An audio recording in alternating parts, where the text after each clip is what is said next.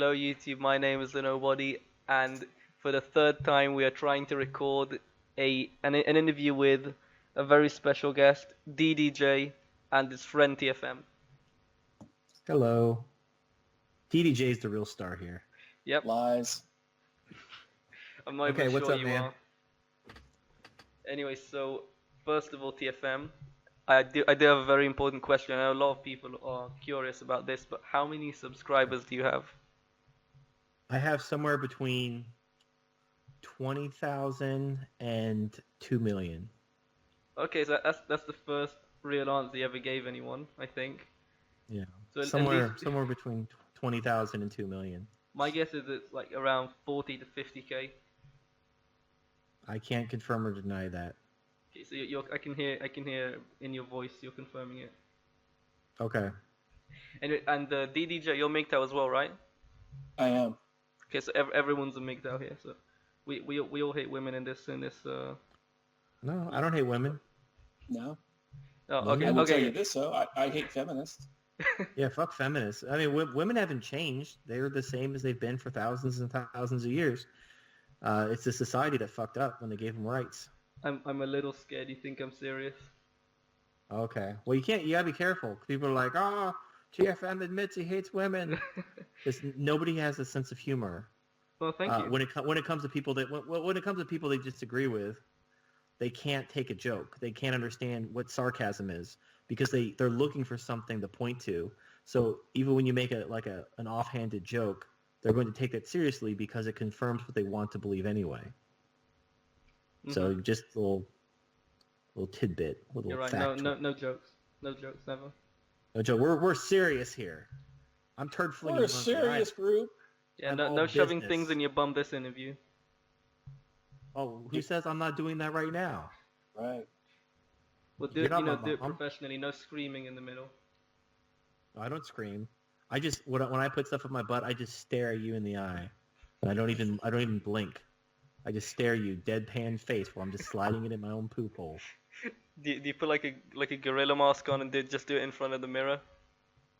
No, I don't, why would I wear a mask? You're right. You're a natural Reminds me born. of that bonobo. scene in Silence of the Lambs, where he's looking at himself in the mirror. Oh, when he's like tucks his penis between his legs and he's like dancing. Yeah, he's like, "I'd fuck me." Yeah, that's what you do, isn't it? There you go. Oh, that's where that's from. I've never seen that movie, but I saw the the Family Guy thing. I couldn't Oh, You figure need yeah. to out. watch the movie. The movie's Oh, entertaining. Yeah, I mean No. and the thing No. is you'll find that one part really funny because it's been spoofed so many times that it'll actually lose the impact. The whole point of that scene was to show how crazy he is, and it's supposed to be like a tense, dramatic scene. But then it's been spoofed so many times that now all the drama's been sucked out of it. Okay, Yeah, so it's actually kinda we've fun. wasted enough time. Let's get to the serious question. That Okay. I just kind of panicked and tried to make a joke. Failed. Yeah, don't do that. That's not what professionals do. Yes, sir. Anyway, so I know you've already answered this question a couple of times, but since it's going to be on my channel, why did you go MGTOW?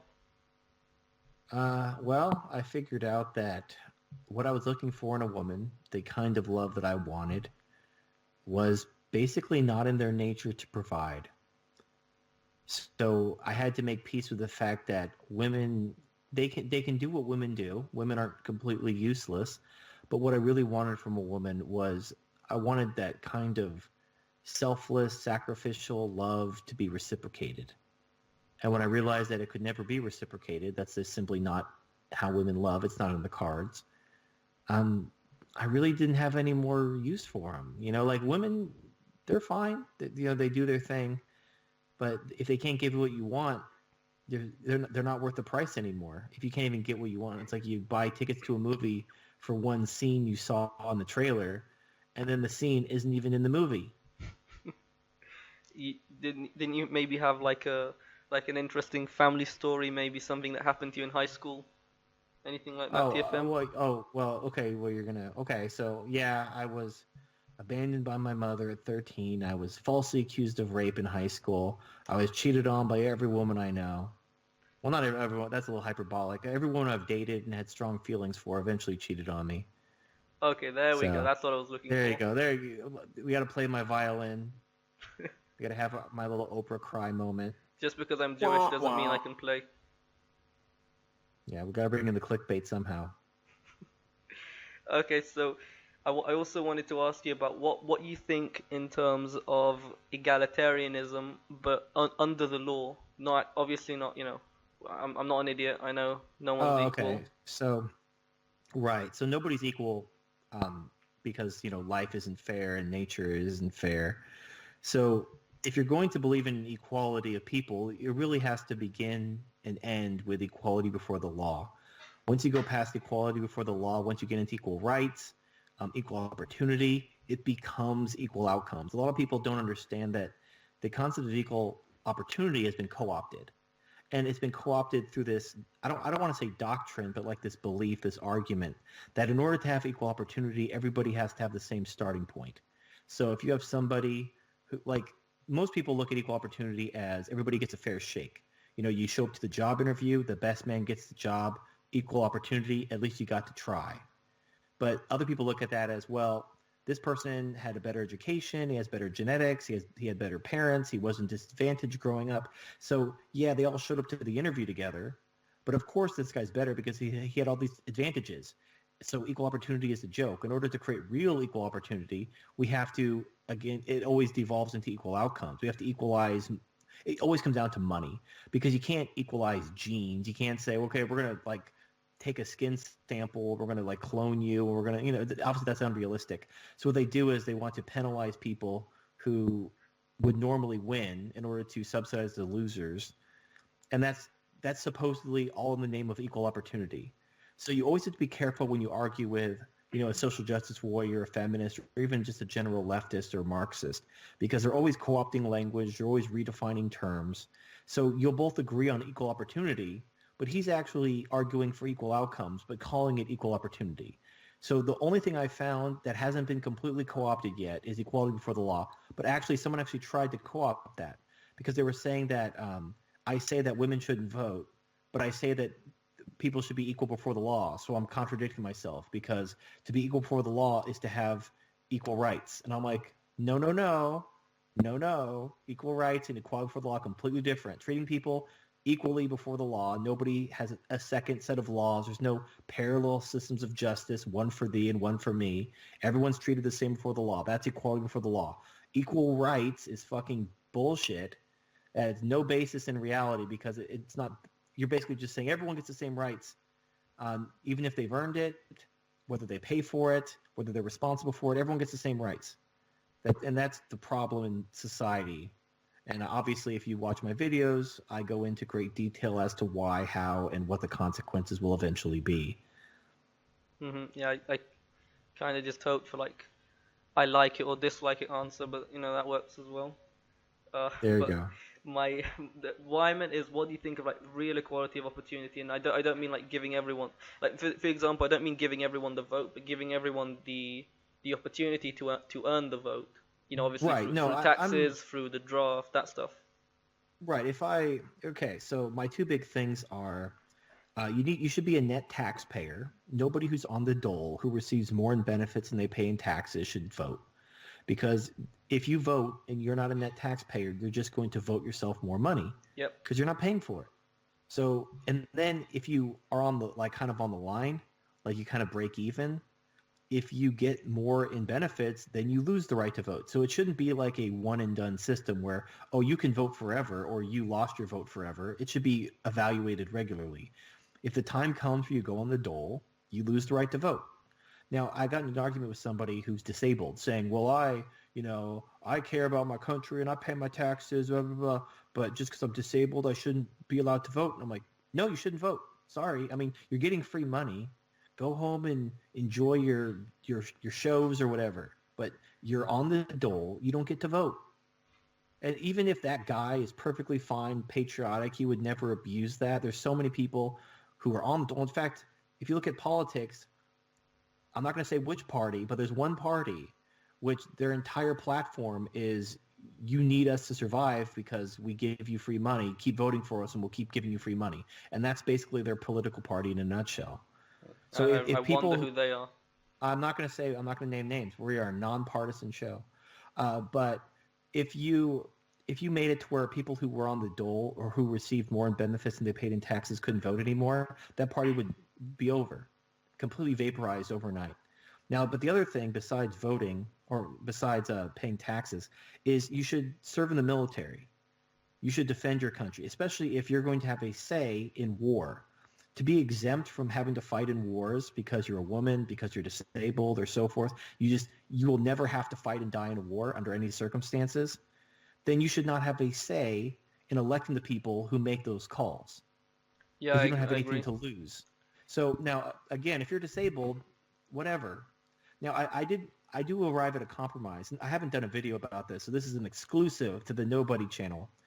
I am willing to compromise on people who pay net taxes but haven't served in the military, maybe because they're disabled, but maybe they forego welfare. They choose to be a net taxpayer in order to retain the right to vote. But because of their disability or whatnot, they simply can't serve in the military. They should be allowed to elect congressmen. Okay, I And actually had like a slightly different way to compromise. My idea was basically like a point doing it based off of points. So you pay taxes, that's let's say 3 points, you serve in the military another 3 points, you have some sort of like really essential job like you're a farmer, policeman, that's another point. You give to charity, that's like another point. I just thought no, you that's could. okay. No, the more complicated you make the system, the easier it is to game. So what they'll do is they'll try um, people who want to give the vote to people who will give them power who shouldn't vote. They'll find a way to get something minor added to that list you're constructing that they can quickly get all those people on so that they can then vote and then they can put them in power and then they'll just overturn the whole thing. Yeah, So you have so to, you If I really, can interject and add on to that, just to give you a good example of that, I could do that real quick. I please. forgot you were here. So yeah, me too. So when you looked at President Clinton in the 90s, he actually changed the welfare laws because he wanted more welfare recipients to go back to work. So he did a lifetime 5-year limit on welfare. Shortly after that law was enacted and people continued to receive welfare, the way they got around it was they made obesity a disability, and you could collect federal benefits based on obesity. And because it was under Social Security, if you had minors, you would get a check for each one of the minors in your household as well. So you had all these people filing for Social Security disability because they were just fat, because, apparently they needed extra cheeseburgers. And once you're on Social Security, you're there for life, or at least most people are. And that's a perfect example of what TFM was saying about how they turn around and game the system. yeah, so you have to keep it simple and you have to make it as impossible to game as possible. So whether you're a net taxpayer or not is pretty easy to determine. Did you receive more in benefits than you paid in taxes? Yes, you can't vote. Did you serve in the military? Nope, you can't vote. Now, I'm willing to compromise on this. If you're a net taxpayer but can't serve, you can vote for congressman. If you serve in the military but you're on benefits, like maybe you're a disabled veteran, so you're not a net taxpayer, but you did serve in the military, you should be able to vote for the president because the president has the power to wage war and all that fun stuff. So, and obviously if you're both, you can elect both. That way there's a little bit of separation. People who are net taxpayers would vote for the congressman, people who serve in the military would vote for the president, and people who are both can vote for both. People who are neither vote for neither. Okay, And I also it's think, not bad. and I think senators should go back to being elected by the states. None of this popular vote bullshit. Like when they, because that's the way it was originally intended.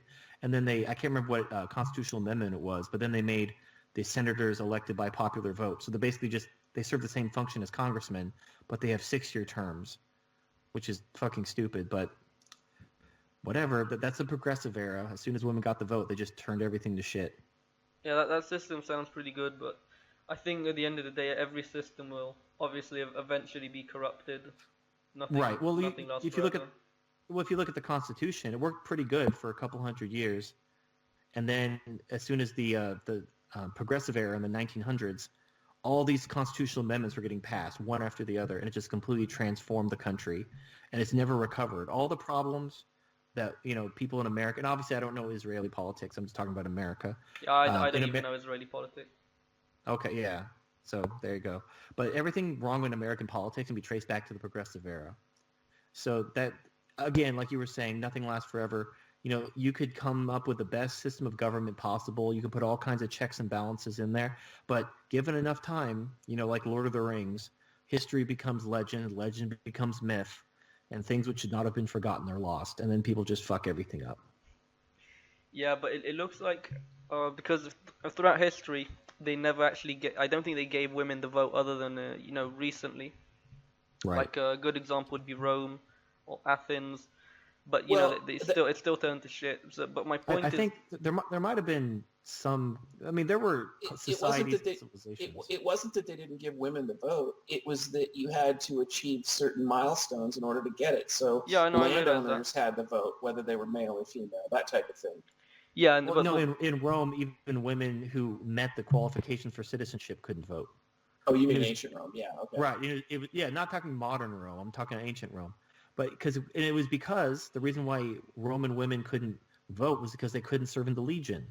The legion was 100% male.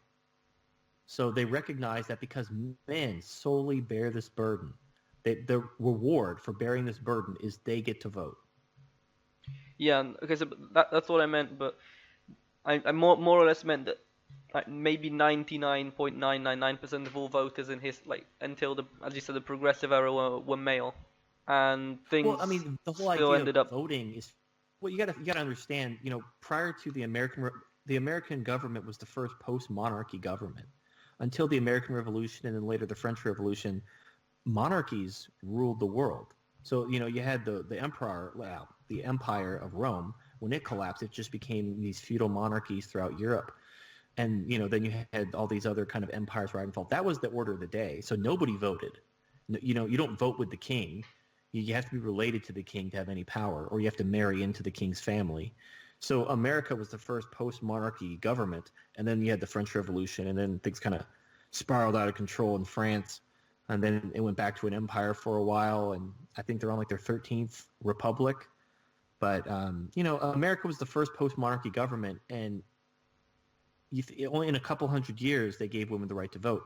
And someone told me, I haven't actually confirmed this, well, they may be wrong, but it makes sense to me that the reason why men were given universal suffrage in the first place was because they needed to recruit people for World War One. And so they just kind of, or was it the Civil War? It might have been the Civil War. It might have been World War One. I think it was the Civil War. Civil War. So that they basically used voting rights as a way to entice men to sign up to fight the war. So, and the same thing, when men get rights, it's usually because shit has hit the fan. And, or you have with the French Revolution where, bitches are getting their heads chopped off. And so they're making demands. And then the government's like, okay, we'll give you these rights. Don't kill us. One or the other. It has to come to serious violence or some type of dire situation for men to get rights. All women have to do is just not shut up, and eventually they'll get the rights they want because men they don't want to be that guy. They don't want to be the guy who says no. They want to be the meanie who doesn't give the women what they want. But they never had women during all the waves of feminism. What do women do to get all these things given to them? They never go to war. They don't even threaten violence. I think during Prohibition, this was what's retarded. During Prohibition, there were these women who would go around chopping down saloons and stuff like that with axes and destroying people's property. And if the owner, the person whose property was being destroyed, tried to stop the women from destroying his property, all these white knights would come and beat him up for laying his hands on a woman who's destroying their property. Yeah, I made a video where it was basically, as you said, the white knights would come and kind of save the poor women for trying to burn down his shop. It was my first why first wave feminism is cancer video. Yeah, well, I might have gotten it from that video. So what men should have done is they should have killed the white knights. I mean, I would have killed the woman myself. I mean, you're destroying property. You're clearly a terrorist. We don't negotiate with terrorism around here, and then you just put one between the eyes. But I could understand, hey, women make the babies. We got to have the babies. Okay, so you can just we'll put you on puppy mill duty for the next couple decades until you're infertile, and that'll teach you a lesson. If only you were the I know God Emperor of America. I know. Well, the thing is here's the problem, and I think this is just something that's going to happen as part of human nature. I think people, it's like, you ever see these countries that were former communists, like Cuba? When immigrants come to America from Cuba, they are staunchly anti-communist because they just experienced how shitty communism is. But by the second generation, their children who are born in America are all like rah-rah communism because they buy into the hype and the bullshit and the propaganda. And their parents are like, no, communism's bad. We just left communism. But they don't believe them because they didn't live under it. So I think what's going to happen is, when the collapse happens, all the people who've been red-pilled, who've been divorced, raped, and everything like that, they're just like, they're going to do that thing where like they punch into their own hand, like as they're walking toward, like, oh, it's on now, bitch. I've been waiting for this day. But the problem is you go down one generation, 2 generations, 3 generations. Now these women are no longer the feminists their grandfathers warned them about. These are their daughters. These are their mothers. These are their sisters. And they're going to forget the wisdom. Like, there are ancient philosophers who talked about don't give women rights, it will fuck everything up. And people read them, like Schopenhauer's one of them. There's other writers and stuff like that were all revered. The famous Greeks did. All the famous Greeks did. But the thing is now they're filtered out of history because, they're misogynistic. Or even if somebody was brilliant and recognized for their brilliance, if they wrote something misogynistic, quote unquote, they sweep that under the rug. Like, oh, we don't talk about that, because that was very misogynistic. That was an older time. So what they do is they dismiss history. They cast out the wisdom of former generations. And you'll see what will happen. Doesn't matter how red-pilled. I mean, you can have, this is, like, MGTOW forms their own country. They found it based on 100% MGTOW philosophy. They put it in the Constitution. They write it on plaques. They like hold boys' eyes open and make them watch MGTOW videos until they're just red-pilled for life. In a couple generations, even that will become gynocentric because the generations will forget. I mean, you see it right now with, and you could probably appreciate this.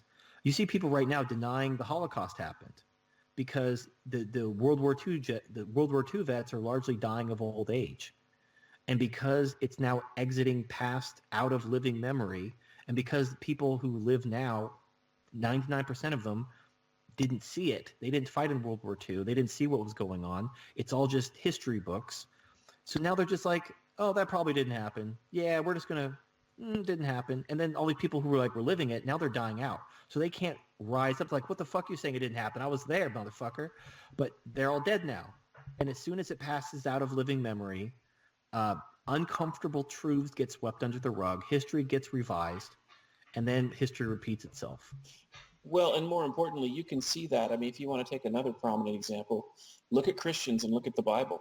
I mean, most flavors of Christianity in the United States now, they're gynocentric. And you've got preachers preaching gynocentric sermons, and they're trying to use the Bible as justification.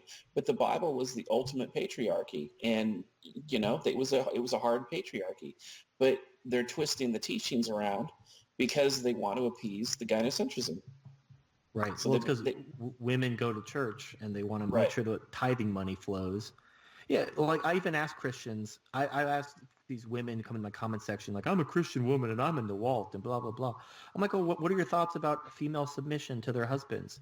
And they're like, basically, they come in one of two flavors. They either say, oh, that was a product of the time and that was Paul's bullshit and that's not actually what Jesus believes because Jesus never said women need to submit to men, which is what? Anyway, the second thing they do is they say, well, I should only submit to a man if he loves me with all his heart, like Christ loved the church. Therefore, I should only submit to my man if he's doing what I want. Therefore, their submission means nothing. So it's like, oh, I'll submit to you, but I'm mad at you because you're not doing what I want. Therefore, you're violating what the Bible says, so I don't have to submit to you. And that's when you just punch her right in the nose. And you say, what the fuck you say? And then you just punch her in the nose again. And then she's like, I'm sorry, but that's what I thought you said. I don't think there's a way around it. It really seems like no matter what you do, books, Bibles, philosophers, it's all gonna eventually just come around again to gynocentrism. But even one of your solutions, as you said, like with sex dolls and artificial wombs, I really don't see that.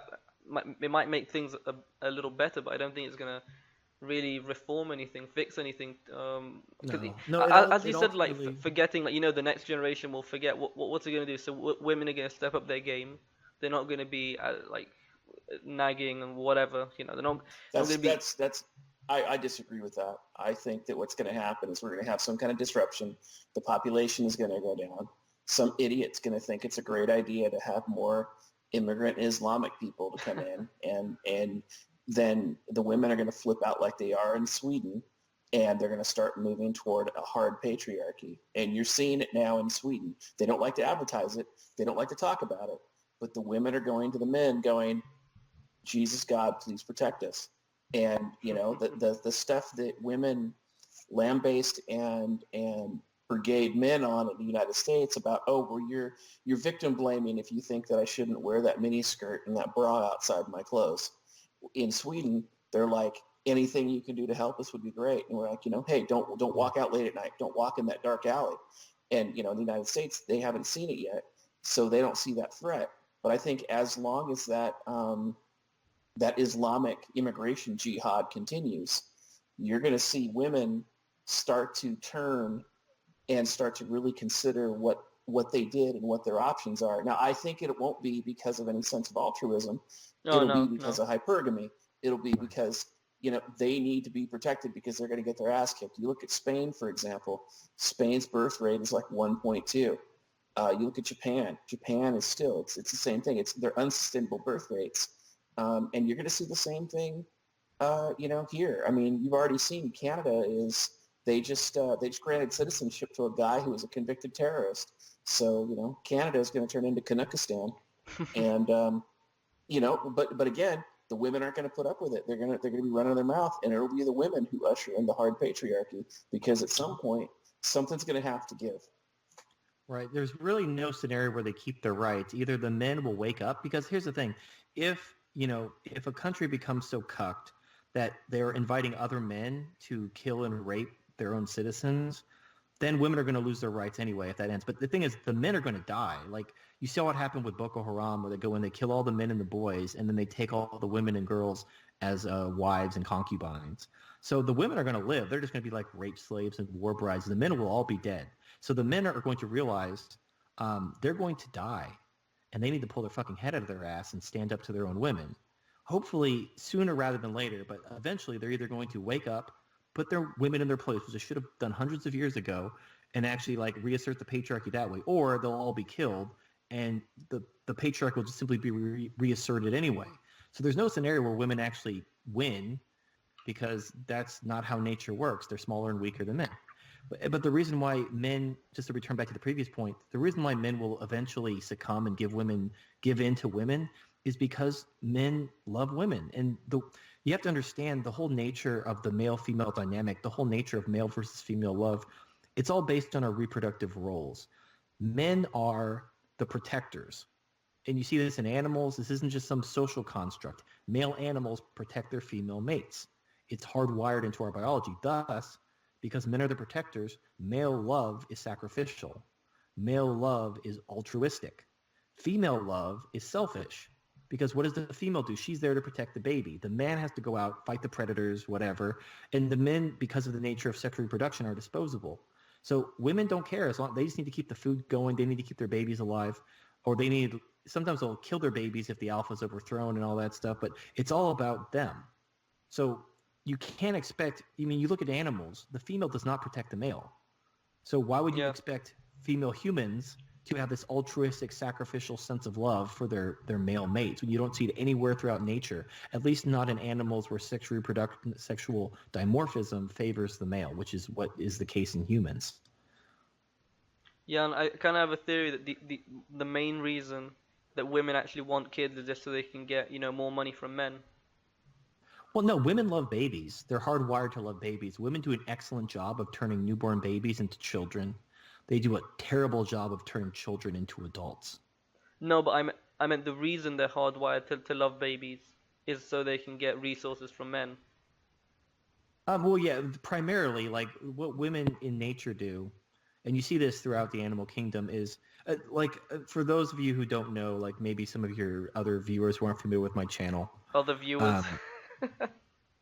Well, you never know. So this interview is going to put you on the map. Anyway, the male equivalent of hypergamy is dominance. So men compete with each other to acquire resources and territory. And they don't do this to necessarily attract women. They just do this for their own sake because men like to have stuff. I mean, who doesn't like stuff? I like But stuff. women, everyone likes stuff. But women are attracted to find mates who have the most stuff. Now, in nature, the guy who has the most stuff is usually the biggest, baddest motherfucker out of them all because he fought off all the other men who also want his stuff. So women are attracted to stuff because it's a signal for good genes, because whoever's the smarter, the stronger one is going to have the best stuff. So that's where hypergamy comes from, and that's where dominance comes from. They're companion instincts, and they actually benefit humanity because it ensures that the strongest and the fittest reproduce the most.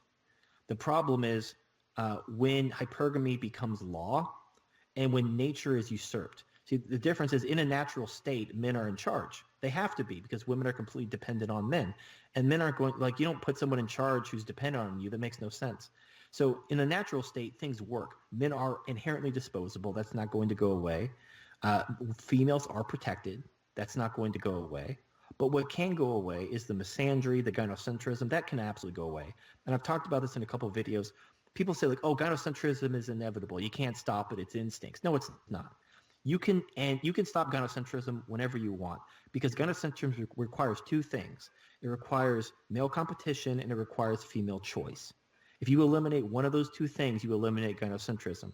The reason why sex robots could possibly end gynocentrism is because it doesn't end, but it can help stop or help limit male competition, because it offers an alternative to women.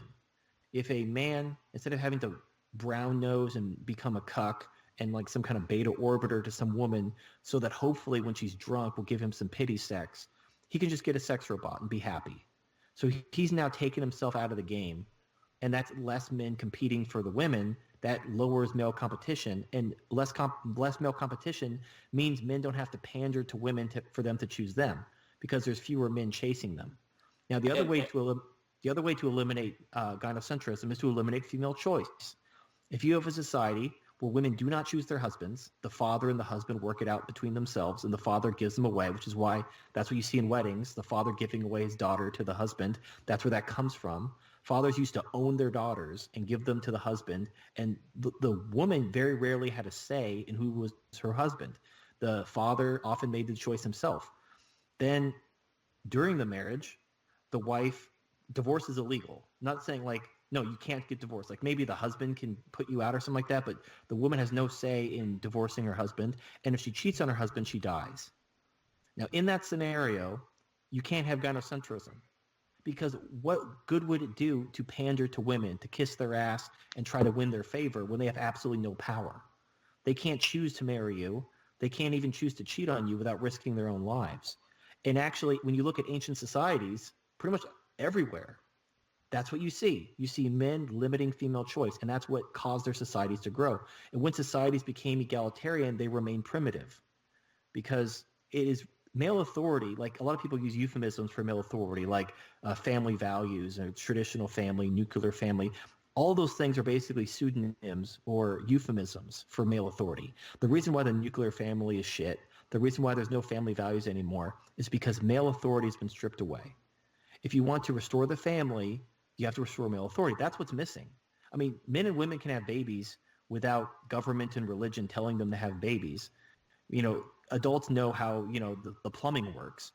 The key to having a nuclear family is male authority. And that's what feminism and gynocentrism has destroyed. That's why society is in the shitter. That's why fertility rates are below replacement levels. That's why we have these hugely expensive welfare states that are bankrupting countries. That's why we have to immigrate or bring in immigrants from third world countries with completely different cultures that are antithetical to our way of life. It all has to do with the stripping of male authority in the name of equality, which sounds like a terrific idea on paper. It's so nice. It gives you the warm fuzzies in your heart. It is suicide for a country. Yeah, but when I talk about equality, I'm talking about the thing we already talked about, opportunity, where if you can serve in the draft or if you do pay taxes, basically what we said before. Well, but okay, here's the thing. I'm going to use an analogy. I'm not accusing you of anything. But okay, so there's someone in the U.S. They tried to pass a voter ID law, basically saying if you want to vote, you need to show your ID because we have to worry about voter fraud. And the argument was that's racist. Now, someone's playing the bongos over there. Someone's playing the Donkey Kong bongos. Anyway, can you hear me? European grip. It was DDJ, not me. Okay. Anyway, Lies. I was muted. I know. Anyway, so they accused voter ID of being racist, not because there's anything inherently racist about saying that you need to show your ID when you vote. That's actually pretty common sense.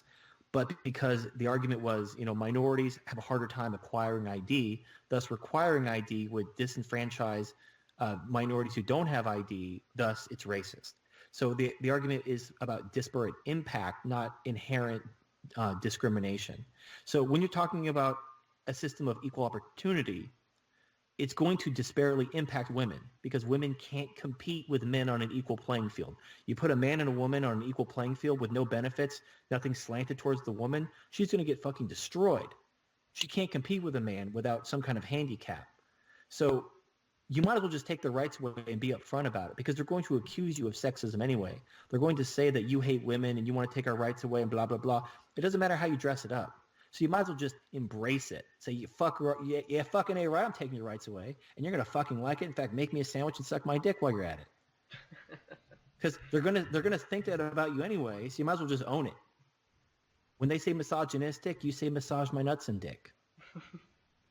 It really seems like that. There's no good answer. There's only what result do you want? Well, here's the thing: is if you look at even in a gynocentric society right now, right? You look at the situations, how the dating game is going right now. You read online all the time. Guys go and they talk like that to women, even feminists, and the feminists are like, okay, I guess we're gonna go have sex because they know, they get it. There's no confusion there. And also, yeah, I mean, we could go into the subject of shit tests and everything like that, but I mean, if any nice guys are out there, you've seen this happen 100 times. You're nice to the girl. You're doing everything she wants. You're being the guy she claims that she's attracted to, but you're boring. And then the guy who treats her like shit just makes her pussy drip, and then she's off fucking him on the first date. That's how women are. Yeah, I remember noticing that like way back in I think maybe even first grade. Why I was just I was the quiet nice guy, all that crap. And I noticed that always, like 100% of the time, all the girls would always hang out with the guys that they would always fight with. They would always have fights with them, they have like screaming matches with them, but they always seem to like them way more than everyone else. Well, and the reason why it's confusing and infuriating for guys who are trying to be nice, because we've got the problem is, well, no, the problem is it used to be understood that men and women were different. Fathers used to train their sons into female nature. They were red pilling their men before the red pill was even a thing, way before the Matrix was made. The problem is the cult of equality settled in, started teaching everybody that boys and girls are the same. So in the absence of any sort of contrary knowledge, you're going to project, you're going to assume the other person is like you without any knowledge of it. So men, boys especially, they project onto girls what they want. So they're like, what I want in a girl, I want a girl who's helpful and kind and supportive. So because I want a girl who's helpful and supportive, then I'm projecting that onto this girl. So she must want a man who's helpful and supportive. So then this guy's like, I'm going to be helpful and supportive. And then the girl, in her mind's thinking, I want a guy who's going to lead me and take charge, who's going to make decisions for me and allow me to be irresponsible. Guys don't want that, and they don't want to be irresponsible and have some woman take care of them. But that's how women think. And because, Western civilization has forgotten that men and women are different fundamentally, and it all comes down to the reproductive roles. It's how men and women experience and communicate love. And this is why when women do things which they know, like, logically, they're like, I don't know why I did that. I don't know why I'm attracted to bad boys. I don't know why this. I don't know why that. They don't know because they're thinking, they know, like, what's rational, but they're following their instincts because women are emotional thinkers. So you just have to accept. And the thing is, women don't benefit from this bullshit either. Women, no one benefits from a collapse. Yeah, no one. If women understand their natures and understood why they're attracted to bad boys, then what they could do is mothers could raise their sons to be, I don't know what the better term, good bad boys. Men who can, use dominance and assertiveness to, get a woman's pussy wet, but would actually take care of her and stick around and raise her children with her. as opposed to the typical bad boy that's a complete sociopath who just fucks her and dumps her and leaves her with a bunch of bastard kids and disappears into the night. Yeah, and then So she finds a mangina or white knight to take care of him. yeah, Captain Saberho.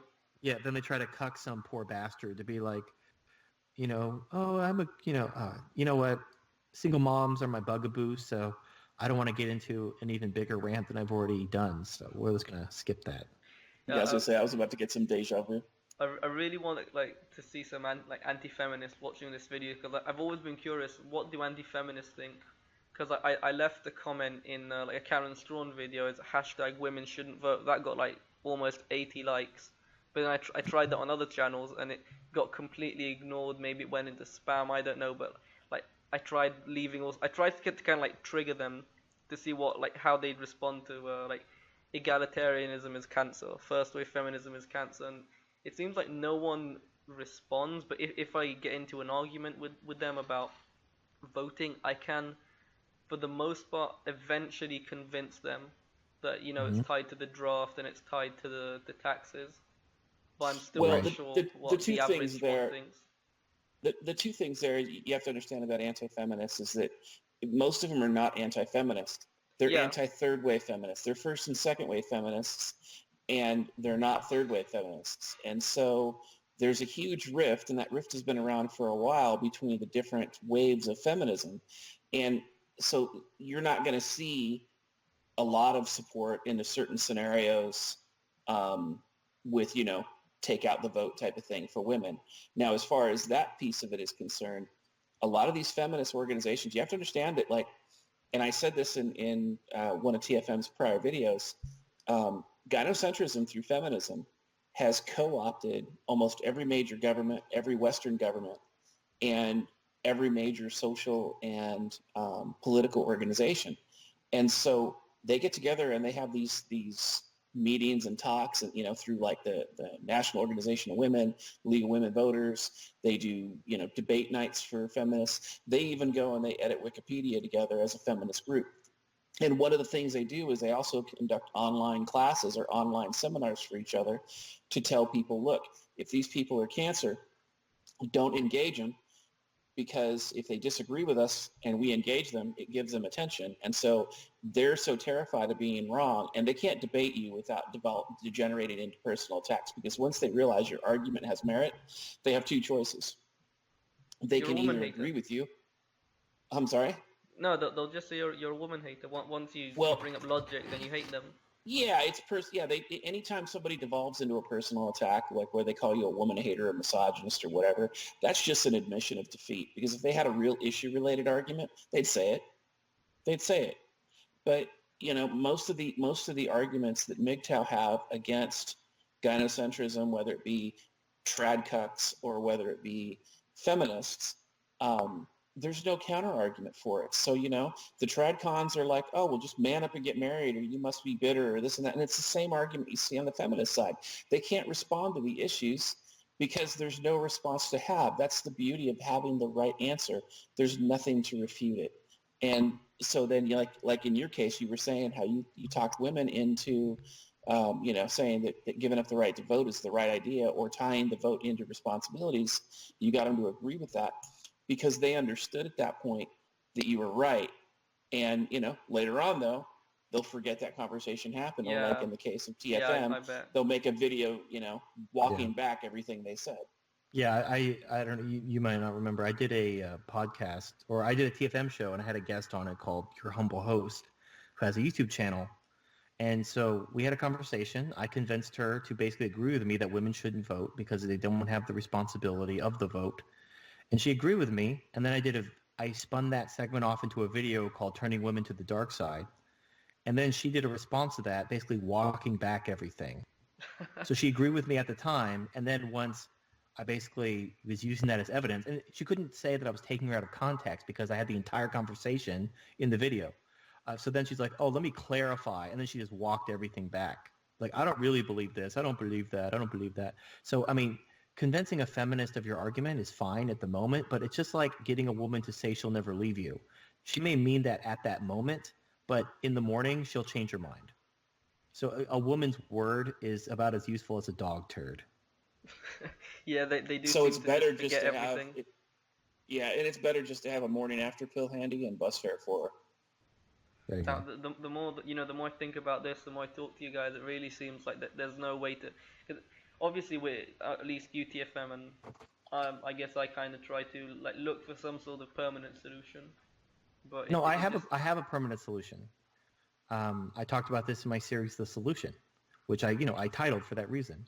So the permanent solution, if you want me to spoil it for you, yeah, sure. is we have to use transhumanism, and we have to fundamentally change the reproductive dynamic. That is the only way. Because the thing is even if we create the perfect society that's perfectly balanced and everything, in a couple generations, the men will fuck it up because they're trying to get the pussy. And even if you take women's rights away and you institute a patriarchy, you give it a couple generations, the men will fuck it up.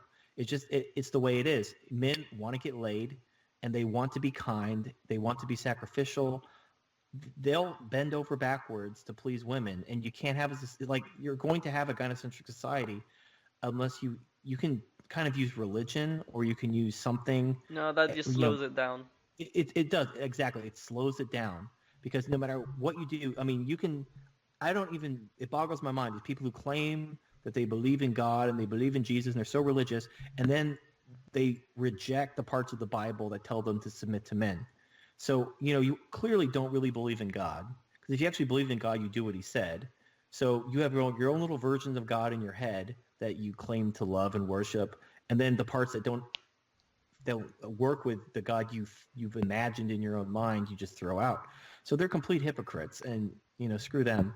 But the only way we actually fix the problem permanently, we actually break the cycle once and for all, we have to fundamentally change the reproductive dynamic.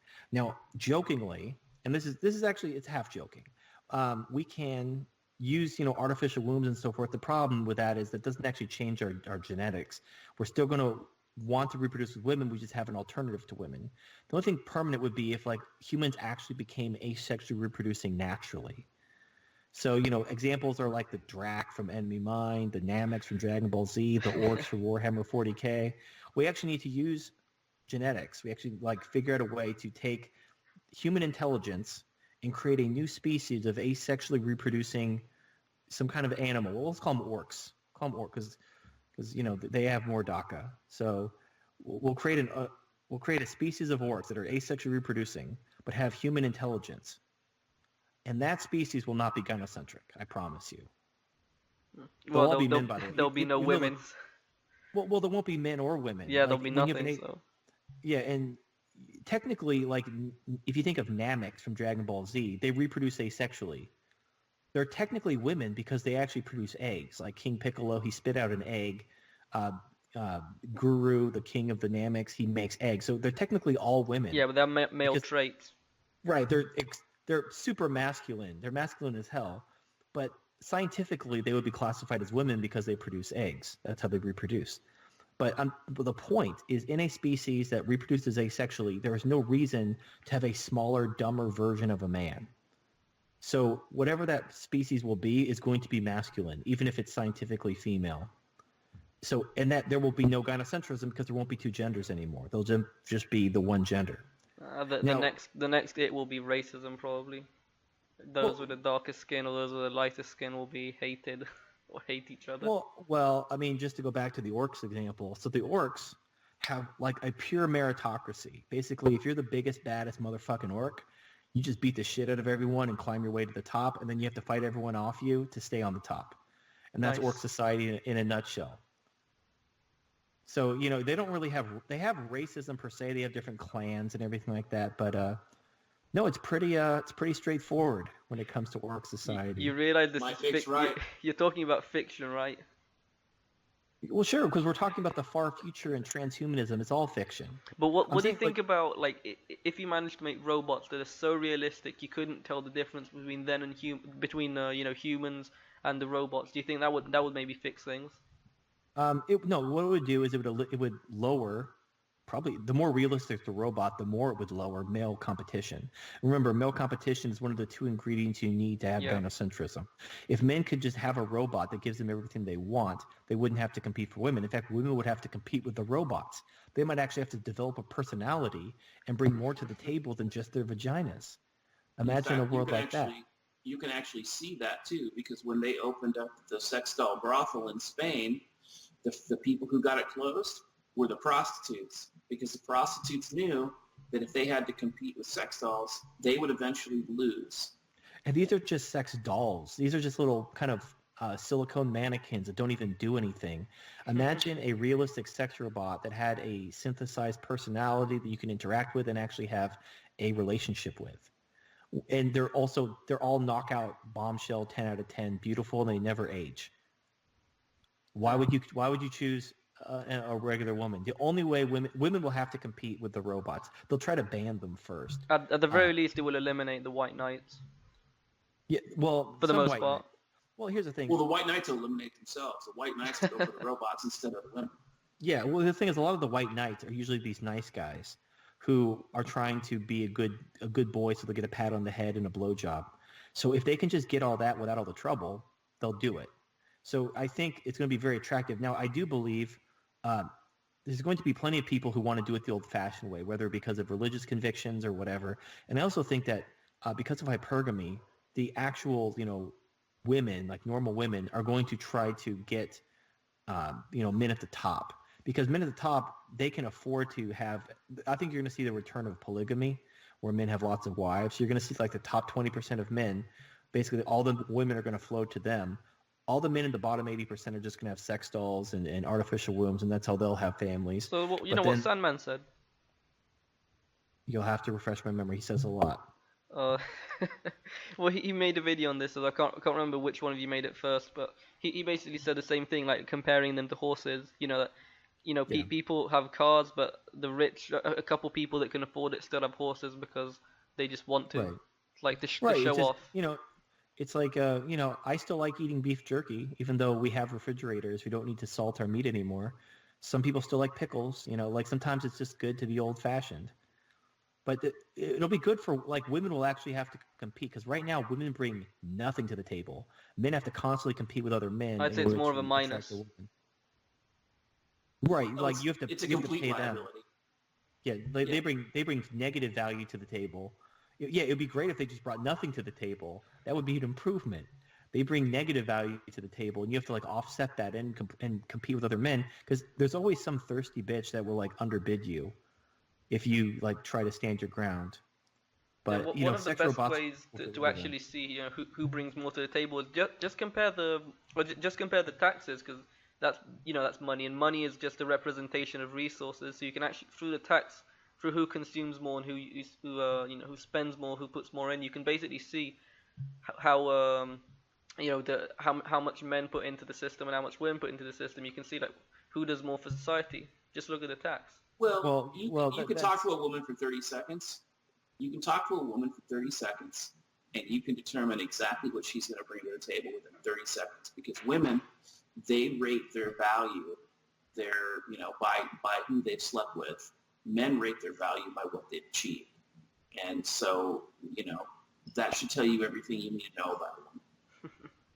Well, the thing is, if you talk to a woman and saying like, well, men earn all the money and pay all the taxes, therefore they're more useful, women will counter saying, well, women do a lot of unpaid, unrecognized domestic labor, like they raise children, they have babies. Earning your keep. This is rent. Hold on. I'm going to give you a counter to their counter. You can actually look up all the services women claim to do. They actually there's a wage, like, taking care of babies. Well, that's a daycare worker. Sucking my dick. Oh, that's a prostitute.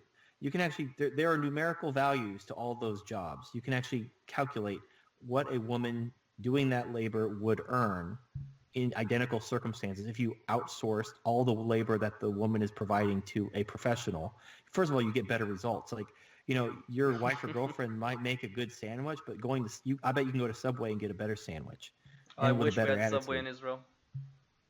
I'm sorry, man. Well, we got one for you. We got what's ironic is Subway, every Subway I go to, there's like Middle Eastern people working there, and I heard a thing that Subway started serving halal meat. So it's got to be on its way. I mean, I think it's got to flow both ways, right? Well, I know they've got one like a couple hours, maybe like 4 or 5 hours from where I live. So I'm not going there, and I doubt they do a delivery. But I think they tried it, and it didn't work. I heard like the same with KFC. There's one KFC. There's one Subway and one KFC, and that's it. And I think they just tried them, and it didn't work. And I think the reason why is because you have so many. Everywhere you go, you'll find like little stands of like falafel and like other things, and it's probably like a lot cheaper. So people just went and bought falafel and shawarma and all that, all that stuff, and they probably thought it's the same thing as Subway. Yeah, you're right. Who knows? My point is, though, is I've done a couple of videos on this, even some of my really early videos. I do the economics. I show that, women, they don't bring as much to the table as you. You can even look at the numbers. Now, some people will say, well, the price system, the wage system isn't a perfect system. No system is perfect. But the price system in a free market is the closest thing we have to an objective measurement of value.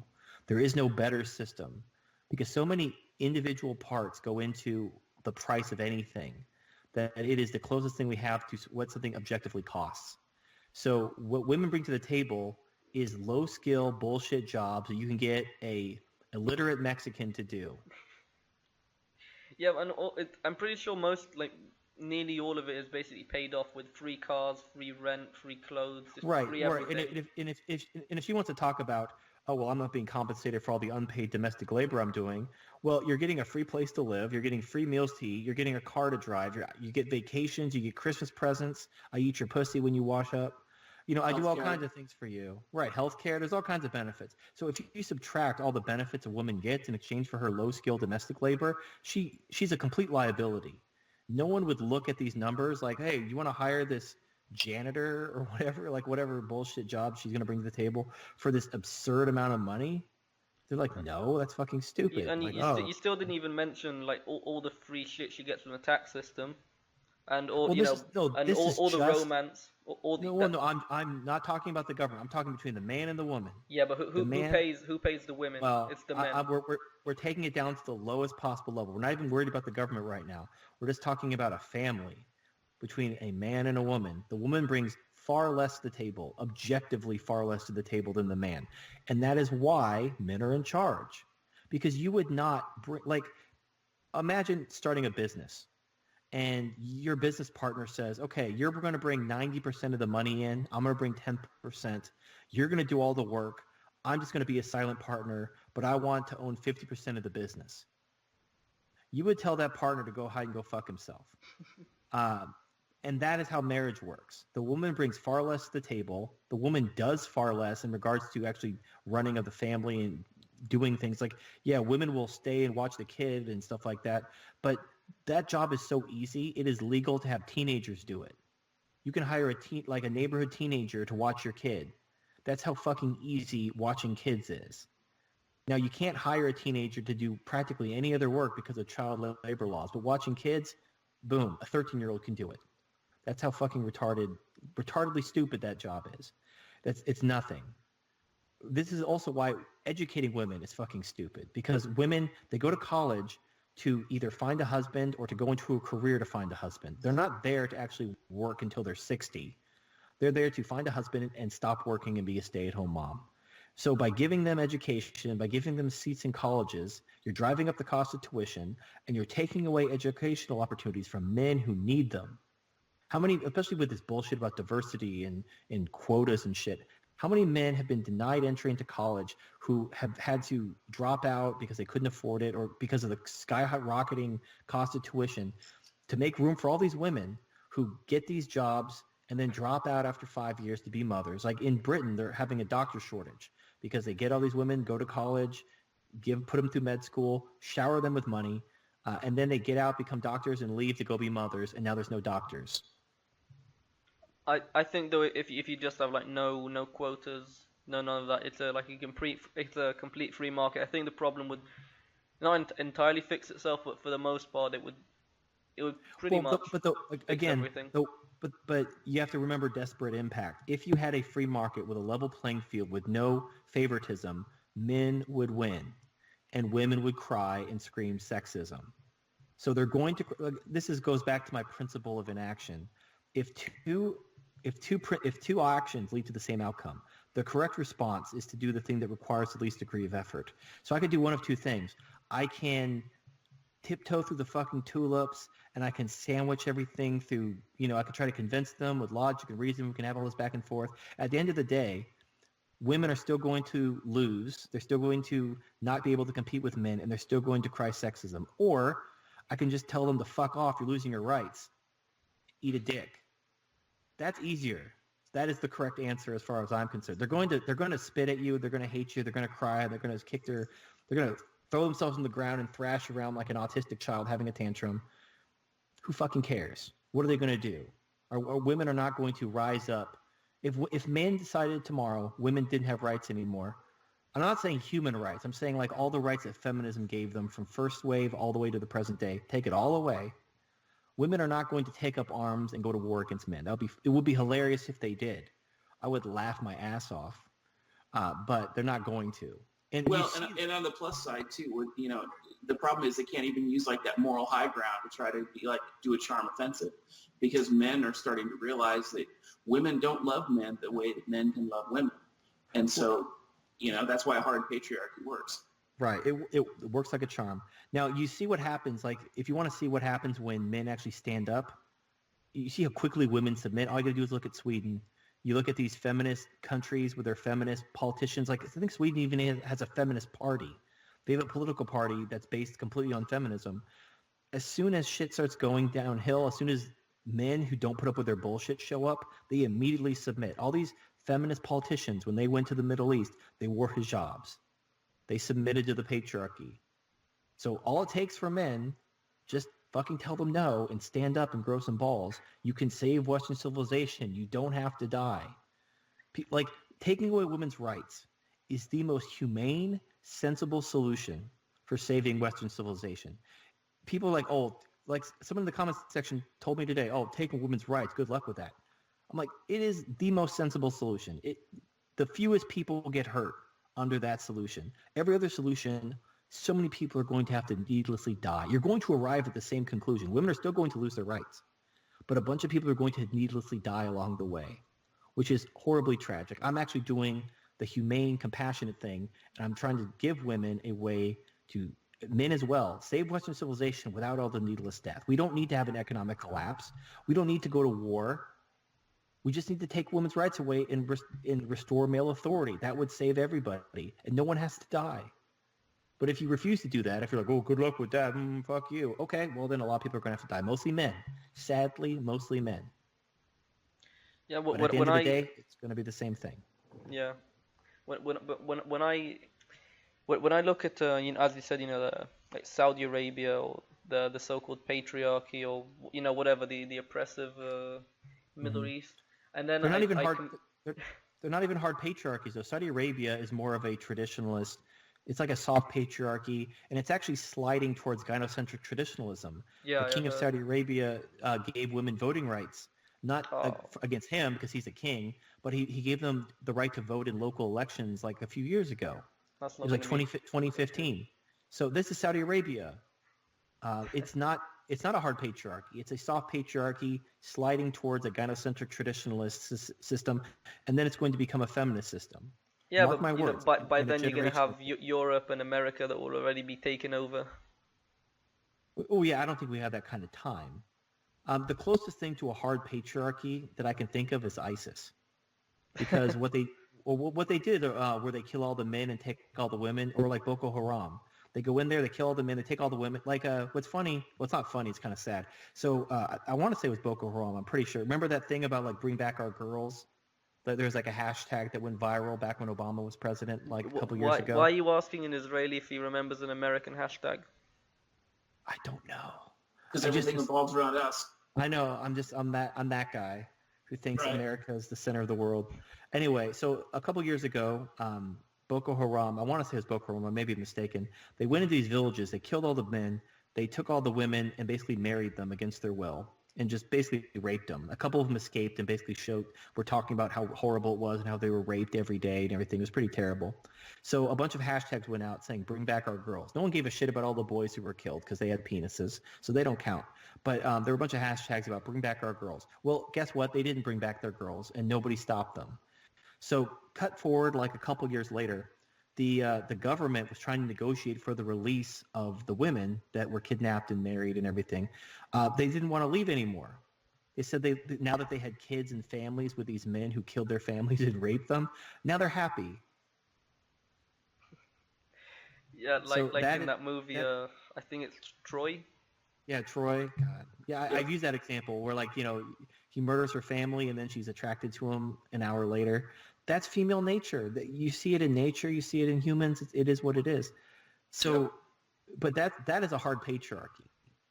That is the only examples I could think of that still exist to this day of hard patriarchies, because and you see how demonized ISIS and Boko Haram, they're terrorist groups, they're terrible because they are hard patriarchies. Hard patriarchies are like anathema to a feminist gynocentric society. Like feminists see a hard patriarchy and they shit their pants because that fucking scares the shit out of them because they lose everything. Like, yeah, the men are dead, but they've lost all their rights. They're basically back to being property again, and they don't lost all want their that. slaves. Yeah, they're the slaves now. They get a little turnabout, which they don't want. And obviously the men don't want to be killed, so they don't want that. So that's why I'm saying taking women's rights, restoring male authority is the humane solution. Because if you don't do it, you're going to have a falling fertility rate. Your country's not going to be able to sustain itself. You're going to have your economy is going to go bankrupt because of your welfare programs, which go to women. Your society is going to collapse. And then it's going to be taken over and all the men are going to be killed if we're talking about an external conquest. Or alternatively, you're going to have things are going to be so bad that women are going to have to rely on men, and then men are going to reassert their authority. Either way, women don't have their rights anymore. It There's doesn't no look like scenario. look at the look what America's doing right now. I mean, there's white nationalists. Men aren't reasserting their authority. They're just finding a new boogeyman. It's now Right. the evil Well, blacks and Jews that are causing all this, not women. It is blacks and right. Jews that are voting. Well, They're what's changing the funny? country. I talked about this in my Illuminati video. Yeah, I saw. So, but you see parallels. So you look at a lot of black people who made a lot of poor decisions and are basically, they do stupid shit. They play stupid games and they win stupid prizes. They're unemployed. They're on drugs. They've been arrested a couple times. Whose fault is it? It's white people's fault. It's white people's fault. I did drugs and was arrested for committing crimes and everything. It's not my fault for making poor choices. No, it's white people. It's white supremacy's fault. So they need to blame someone else. Well, yeah, I mean, everything's single mother's fault. When you get there. Well, it's ultimately calling it kind of centrist's fault. Single mothers would not exist if we would stop giving them money, rewarding them for becoming single mothers. They wouldn't be able to. Yeah, they would starve to death. So anyway, the point is, people always want to look for someone to blame for their own choices. They don't want to take personal responsibility. So black people, because they're a minority, they're only like 15% of the population. They blame white people because they're like 60% of the population. So they are literally a minority. They could blame the majority for their problems, and there's actually some legitimacy to that. But it's still an abdication of personal responsibility. They want to blame this other group for their problems. Now, white people, they don't really have another group there's nobody in charge. It's not like white people are a minority. So what they do is they come up with these retarded conspiracy theories, how they're still victims. No. It's not that we need to be responsible for ourselves. It's that it's the Jews, it's the banksters, it's the Wall Street, it's the Muslims. That they need to create some kind of boogeyman that they can then push their responsibility onto, so that they don't have to look in the mirror and actually take responsibility for themselves. I think you because mean Muslims. Muslims. Well, Yeah, I'm on your channel now, so if this video gets demonetized, it's no skin off my nose. I think give a crap about the money. I just want to get the views. There you go. You're just a view whore. But my point is no one wants to take responsibility. And when it comes to the white nationalists, they don't want to blame their own women because they love their women. They want to keep their women. This is the same thing about I did a video about blaming the other guy. Like if you have a wife or girlfriend who cheats on you with another man, men's instinct is to blame the other man, not to blame the woman for cheating. So, and this is because they want to keep the woman. They know that if they blame the woman, she's going to leave. And because they don't have the authority to keep her like if men had authority over women, they would blame the woman because there'd be no repercussions. But if the woman could just up and leave and take their kids and their money, they can't stand up to the woman, but they have to redirect their anger somewhere. So the same way, these white nationalists they probably in the back of their mind know it's the women, but they can't blame the women because they need the women. So they blame black people, they blame the Jews, they blame the Muslims, they blame everybody else other than themselves. So here's the sad part. The saddest part is gynocentrism it only exists because men enable it and enforce it and support it. If men woke up tomorrow and decided that gynocentrism was bullshit and we're not going to enforce it anymore, there's nothing women can do to stop it. Yeah, they don't even have to fight it. They just have to stop helping it. Yeah, it's not like men have to rise up and declare war and overthrow the tyrants. Women don't have really any power. I mean, there's a few female senators and shit like that, but men collectively run everything. I mean, it's like 95+% of the military is men. Something like 80% of police are men. If men woke up together as a group and decided we're tired of being gynocentric, fuck these laws, fuck gynocentrism, fuck feminism, there isn't one single thing women can do to stop men from reasserting patriarchy and bringing back male authority. They can't stop them. Like, men we don't need to kill each other. We don't need to go to war. We don't need to overthrow anyone. We already have the power, but we're using it against ourselves. So if you want to save Western civilization, you can do it today. There's nothing. Only thing stopping men is themselves. We don't have to go to war. Like, this is the saddest part. These nationalist guys think that it's easier. Like, if you talk about taking women's rights, like, oh, you'll never take away women's rights. Oh, that's a bridge too far. I can't get on board with taking women's rights. That's never going to happen. But they're willing to go to war with every other race and religion in the world, which is a suicide mission. Because, like, white people aren't even a majority of the world population. They're outnumbered on the world stage. So if they want to go to war with the world, they're going to lose. So, but they'd rather go to war with the entire world than stand up to their own women. Yeah, it seems like it's really a last resort. It's not even a last resort. It just never happens where they stand up to their own women. Because I don't think, like, has a society ever reversed gynocentrism without the collapse? I don't think so. Yeah, it's not even a last resort. It just never happens. Right. Well, there has to be some kind of major disruption in order to change it. Whether it's whether it's a traditional, like a Mad Max collapse, or like a stock market collapse, or a world war, it's got to be some kind of major disruption in order to impact it. Yeah, so a collapse. Yeah, right. But the thing is, if men rose up tomorrow and overthrew gynocentrism, that would almost be a form of collapse itself. So would that be a reversal, or would that simply be closing the cycle? Well, you can't stop the cycle. I agree. Other than, like, as you said, transhumanism. Yeah, if we become orcs, we have to create a race of orcs that are asexually reproductive, and give them human intelligence, and they will be the new race going, and there will never be a problem with gynocentrism again. There'll be new problems. They'll just replace one problem with another. Well, yeah, of course. I mean, there's always, there's still going to be finite resources. There's still going to be war. Men are still going to fight over shit because men like shit. And, without problems, that's a problem. Having no problems is also, that's kind of like Western civilization. We've got no problems, so we just created our own with gynocentrism and all that. Right. It's like, we haven't had a war in so long that we, you see these Antifa dipshits setting fires to cars over nothing. Like, Trump got elected. I hated The Apprentice. I need to burn shit. Well, and you even look at feminism. Feminism won 50 years ago, and with in the United States with the EPA of 1963. But feminists now, I mean, you see them. They're talking about stair rape. They're talking about being ignored as rape. They're upset because the vice president doesn't want to be alone with the woman because he doesn't want to get falsely accused of harassment. I looked into the ignore rape thing. That's actually a satire piece. It wasn't a real article. I know. Thankfully, ignore rape is not a thing. It probably will be because it follows. Like, you see trans people saying that if you aren't attracted to trans people, like if you like girls with vaginas as opposed to girls with penises, you're transphobic. And then, of course, it's just a hop, skip, and a jump to that's a hate crime. I think you're looking at this too logically. It's gonna be they're not gonna, obviously, the feminists, they're not gonna find some new boogeyman to hate based off of logic. Even if there's a tiny bit of logic, they're gonna go after it. No, they're just gonna make some new shit up. Maybe it's going to be Well, ignore rape. Maybe it's going to be just like eating is now well, rape. It can literally anything because they've got the vote. They can decide well, whatever's rape. yeah. Well, women just want more. So Right. they want more of men's money.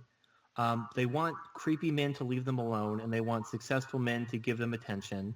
But the way they determine who's a creep and who's a catch is all based on the money. But then they want the government to take the man's money and give it to them and give them their jobs as well. So there aren't going to be good men because they're all unemployed because you took all their jobs away to give them to women. And then women are going to be wondering where all the good men went. It's like, well, you took their jobs away so you could go look for a husband in the career that they once had. And they're going to be like, I'm not happy. I want to be a stay-at-home mom. Well, too late for that. Well, and that's why, at least in the short term, MGTOW is a solution because, Yeah. you don't want to play a rigged game. You don't want to have to worry about false allegations. And, the MRAs have even figured it out. I used to, like, back in, like, when I started my channel in 2014, I still had, like, one foot in, like, the PUA camp back then. But once yes means yes became a law, and, like, now men were guilty until proven innocent if the woman just alleged rape, that's when I tapped out. And I think the laws are getting worse and worse every month almost. It used to be, I used to say by the year, but now it's almost by the month. And more men are tapping out. And the media and the culture are starting to notice, like, men aren't getting married. Men are actually avoiding short-term relationships with women. Because before, women were like, okay, yeah, he doesn't want to propose to me, but I can still trap him with a baby. Now men are basically saying, nope, I don't even want to have sex with you. And now women are like, what the fuck? They don't even want to have sex with us. What's going on? And so they're trying to blame porn and video games. But no, if you actually ask men, it's because the laws are so skewed. But they don't want to admit that because the society's gynocentric. But eventually shit will... I mean, things are going to get worse, but they're going to get better. It's really a matter of how many people have to needlessly die. That's really... depending on what path we take. We're all going to get to the same destination. It all depends on how many people are going to have to needlessly die to get there. Yeah, and you can another like way you can really see the gynocentrism is if look at what like how the anti-feminists are complaining about like Saudi Arabia and those countries when the same thing has been happening in the West for the I don't know 50 years maybe, but to men the same thing's been going on, like all this rape, like being sentenced to prison, like all this crap's been going on for so long, but suddenly it's happening to women, like on the other side of the planet. Oh, that we have to focus on that first. We're gonna fix those problems, and then maybe one day we'll kind of come back and talk about the ones that talk about the problems that are going on where we live. Actually, I think it's probably because you live in the Middle East. Western feminists don't give a shit about Saudi Arabia. No, I'm talking about the anti-feminists, not Western feminists. Oh yeah, the anti-feminists. Right. Well, the one that supposed to be against right. feminism, yeah, still pro first and second wave without giving any reasons why. Well, that's because that really, I think a lot of the anti-feminist movement and the white nationalists and they're all kind of intermingled a bit. So again, they're looking for someone other than their own women to blame. So the problem with egalitarians, and I've actually talked to some egalitarians in my comments section, they tell me my arguments are sound, they understand where I'm coming from, but they can't get behind my beliefs because they believe in equal rights. They just believe it as a matter of principle, even if it's contrary to observable reality. And I'm like, my only response to that is, well, some people thought the earth was flat. Some people thought ghosts were real. So you can believe egalitarianism is true, but, you're stupid. You're that person who believes in aliens and ghosts and Bigfoot. Wait a minute, Bigfoot's not real? No, Bigfoot's not real. Jesus, every time I forget you're in the chat. No, yeah, he's quiet. He's like a ninja. Scared the shit out of me. I thought we're being doxxed, or maybe 4chan found us. Perfect. No, we're not Shia LaBeouf. They'll never find us. No, it would be an improvement for me. I'll like maybe get some views. Dude, you're fine. Like, here's the thing. You have to, I'm going to tell you the same advice I've given other channels who've been struggling to, like, make their mark. My channel was pretty small until I made my She'll Never Love You video, which was, like, my 4th video. Like, I started with the 3 kinds of feminists, and then I had, like, my She'll Never Love You video. It was, like, my 4th video or something like that. It was really early on. And that video took off. And people were talking about it pretty much everywhere in MGTOW. Like, oh, have you seen this new channel? He just produced this great video. So what I recommend doing as a new channel is you want to make one great video. Like you want to like really make your magnum opus. Make this one great video that really just captures what you have to contribute and really just puts you on the map. Don't try to make, oh, I've been making all these videos every day. Nobody watches me. You have to make that one video that gets people's attention. And then they'll pay. Like, there's so many people who subscribe to a channel based on one video, but then they never really watch. They don't watch their day-to-day videos, but they'll watch that one video. So you want to have that one video. That's going to bring in the views. That's going to bring in the subscribers. Because, you know, and as your subscriber base grows, your average view count is going to go up, but you'll never get like 100% of your subscribers watching all of your videos. That's just not going to happen. You know, like if you have 100,000 subscribers, your average view count is going to be like 30,000 views. Yeah, I mean you can see it with the channels with tens of millions of subs, but they've only got like 1 million views average. Right, and so, but then if you look at their most popular videos, they have like millions of views, and it's those videos that brought them all their subscribers. So what you do is don't focus on like putting out all these videos and like, oh, nobody's watching me. I don't sound like that. Focus on, I'm not saying you do. I'm just saying try to make like a really good video. Try to make like a good, like, not a magnum opus is probably, just make a really good, like really put a lot of work into it. Make a really good video. Put as much work as it, like, that's your resume. Think of like that one video as like your resume. This is what you want to use to get noticed in the community. And then that video will go viral, or as viral. Like back when I was a new channel, I thought like almost 1,000 views was like, oh my god, this video's got like almost 1,000 views. Holy shit, that was like a big deal back then because the rest of my videos were like 100 views. You know, so you got to be realistic. Don't compare yourself to channels that have been, like, I've been around since 2014. So, you know, you don't want to just compare it to me because I've been around for a while. It'll come. Just focus on quality. Don't try to just pump shit out. Don't be angry MGTOW. You want to focus on quality and produce good content and focus on individual videos. Don't be like, I need to produce 3 videos this week. Just focus on producing good videos. If it takes you a week to produce that video, fine. If you can knock out 2 or 3 in a week, fine. But make sure they're good videos. Make sure that you're proud to produce them. And then your quality will speak for itself, and you're going to get supporters based on the quality of your content. I was pretty proud of my first wave feminist video. I thought it was good. No, I liked it. What I like is, well, but I haven't seen anyone talk about first wave feminism, so I saw there was a need for that.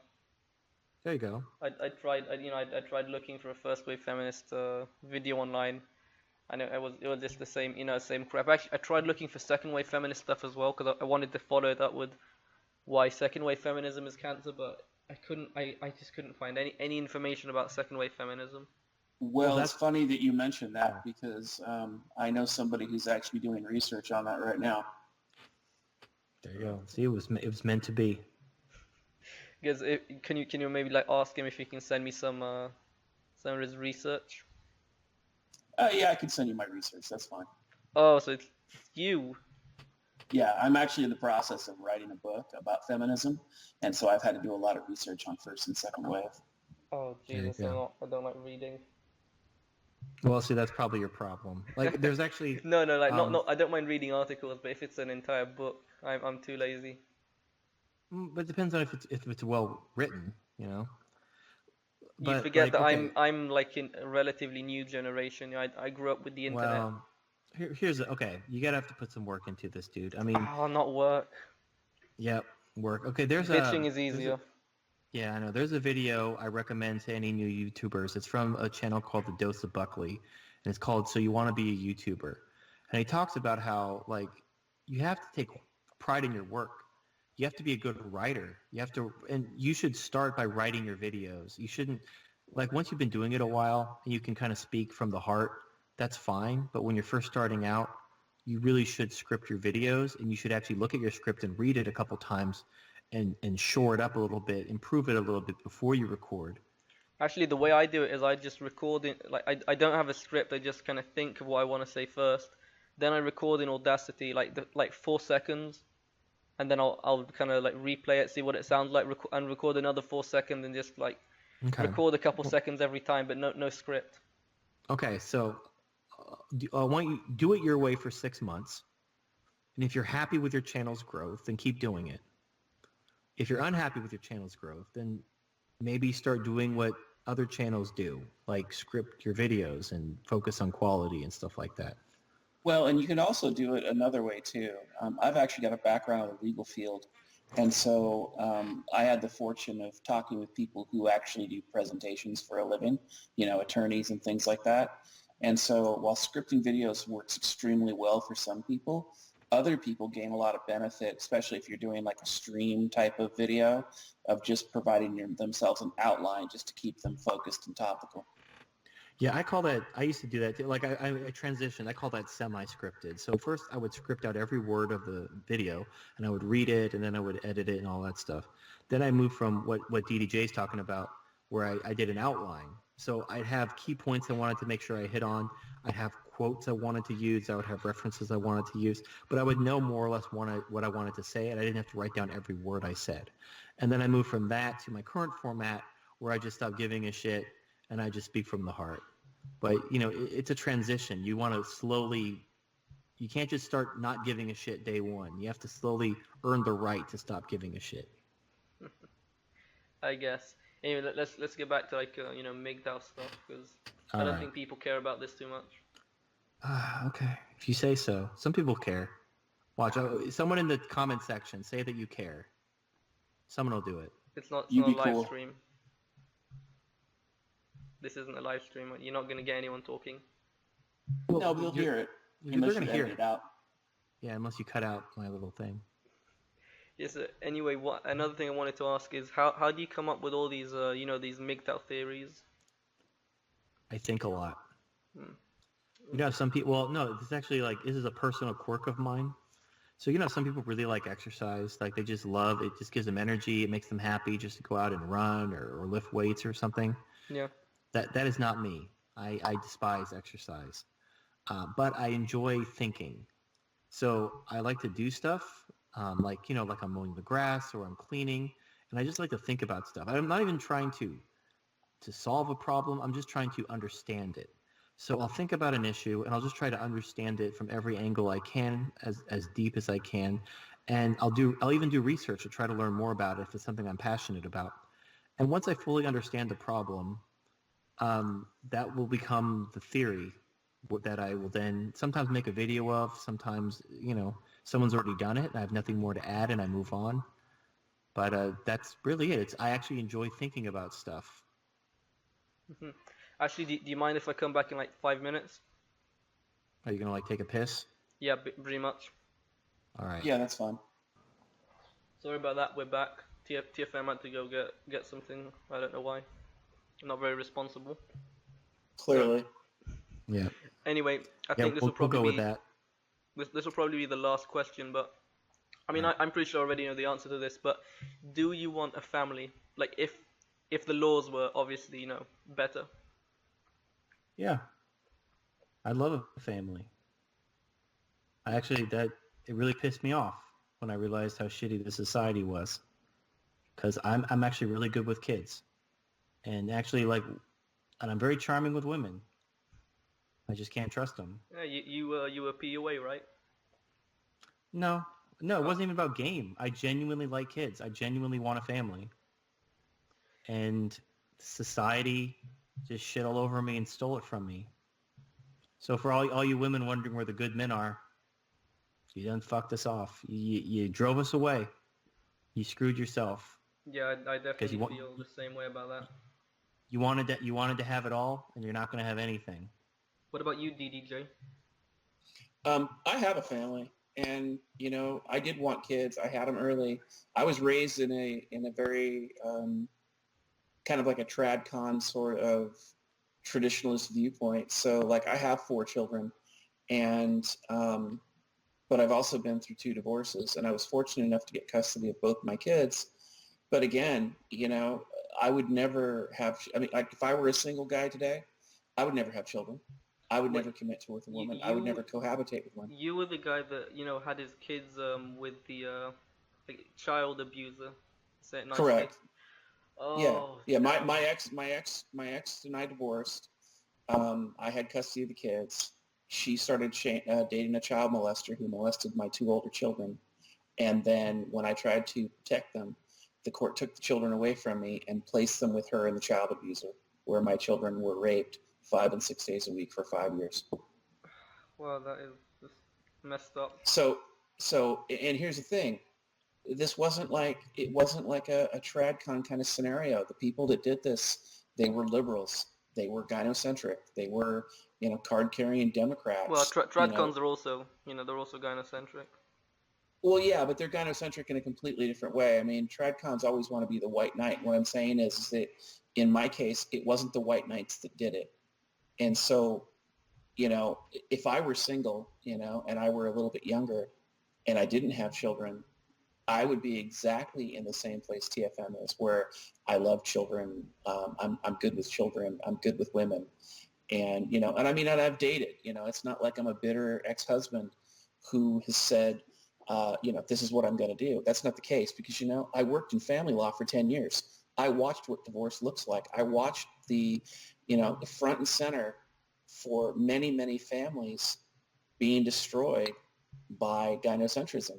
And, I've watched many good men suffer and, some of them have committed suicide. And so, when you look at that kind of scenario and you realize how hopeless men are when they're blue-pilled and they don't have the information they need to protect themselves, you want to do something different. And after fighting in the legal system and actually making very good money doing it as a paralegal, I walked away from it all and became MGTOW because the reality is, it's like TFM said, when women ask where all the good men went, guess what? You shit all over us and we're not looking for you anymore.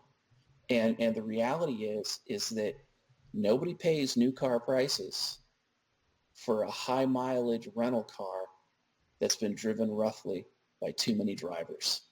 Yeah. I like to use the phrase, nobody pays full price for a half-eaten steak. Right. Yeah, I think definitely a lot of MGTOWs feel that way. I mean, a lot of MGTOWs are MGTOW because they got divorced, because they had a family. Yeah, well, but it's not just because women hit the wall and they have a lot of sex. It's not even about, like, I'm not trying to slut-shame women. It's about the laws. Like, even if a woman was a virgin, raised in a good family, and she's like, oh, I promise, like, you can promise all day. But if you wake up tomorrow and decide you want to fuck me, you have the full consent and cooperation of the government and society who will reward you and applaud you for doing so. Yeah, it's not necessarily that all women will, it's that all women can. Right. All women can, and I've seen too many quote-unquote good women just change. So, like, things are great for, like, a couple months, a couple years.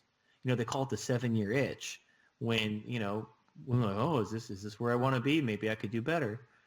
And the only way to stop it is if society doesn't enable, if society punishes it. But society only punishes men. Society does a terrific job. It doesn't even need to punish men. it. It just needs to not reward it.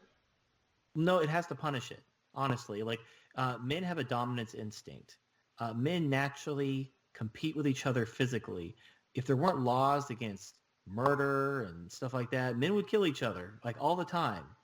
People would be like, that's my shit, bitch, and they just start stabbing each other. So we punish murderers. We punish rapists. We punish assault because we are trying to curb the negative aspects of male nature, which is dominance.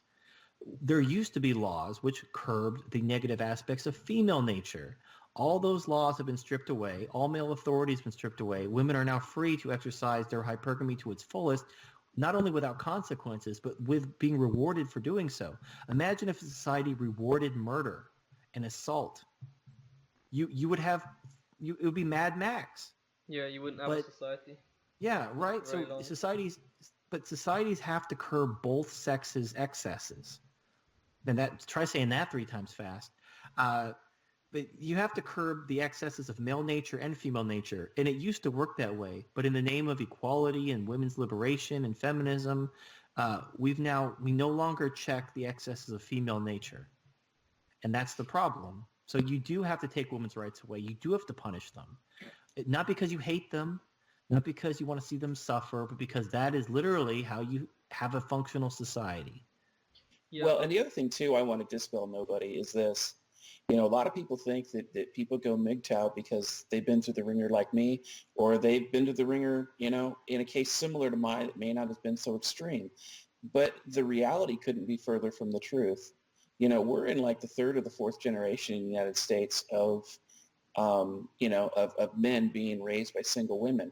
They watch their moms be sluts. They watch their moms be hypergamous. They watch their moms do all these things, and it disgusted them. And they were like, I can't believe this, And so a lot of the MGTOW that I speak to, a lot of them are younger. Some of them are in college. Some of them are just graduating high school. Some of them are in their 20s and 30s. And if you look around and you look at the internet occasionally, you'll see that even like the PUA sites, they're starting to go MGTOW. It's like a MGTOW light, like what TFM said before in a conversation we had. But you look at like Roosh V, for example, with his neo-masculinity movement, where that's very MGTOW in nature. Return of Kings just published an article about the pros and cons of marriage. And even though at the end they simped for marriage, the idea was that they agree with a lot of MGTOW philosophy. And you look at A Voice for Men, they just put out a MGTOW video. So, when you start talking about the types of people who go MGTOW, the thing that we have in common is twofold. One, we are male, and two, we understand the hypergamous nature of gynocentrism, and we reject it. Yeah, and I wanted to, obviously wrap TFM, you're tired, and I wanted to kind of wrap this thing up as quickly as possible. So I'll just quickly ask you like a bunch of questions that don't need to go into talk about them too much. Just to like, all right. I guess okay, the lightning round. Yeah, lightning round. So Let's the collapse. When is it coming? What's it gonna do? I don't know. Next. Okay, so Next question. what should I invest in like sex toys or something for men? No. You want to have a diversified portfolio using ETFs for stable assets like large cap stocks, and then you want managed mutual funds for unstable assets like junk bonds, emerging markets, and small cap stocks. Next. What's your favorite color? Black. Next. Oh, that's mine too. You answered them too quickly. Oh, okay. Good night, everybody. Half the stuff I was just making up as I went along. I mean, I had the list, but it was tiny. So yeah, I think unless you've got anything to add. You can't have a lightning round with 3 questions. Yeah, you gotta go more. What's your favorite number in the alphabet? Favorite number in the alphabet. Favorite number in the alphabet. It's green. That's a tough one. I guess, what do you think of the myth of past depression?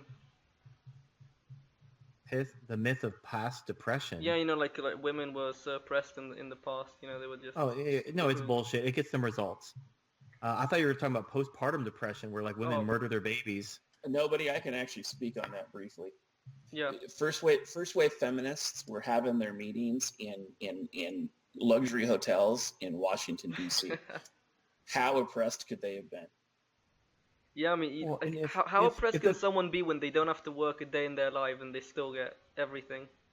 Like, women literally women are the only thing on the planet that don't have to work a day in their lives and they still survive. I mean, even parasites have to like actually suck the blood of something.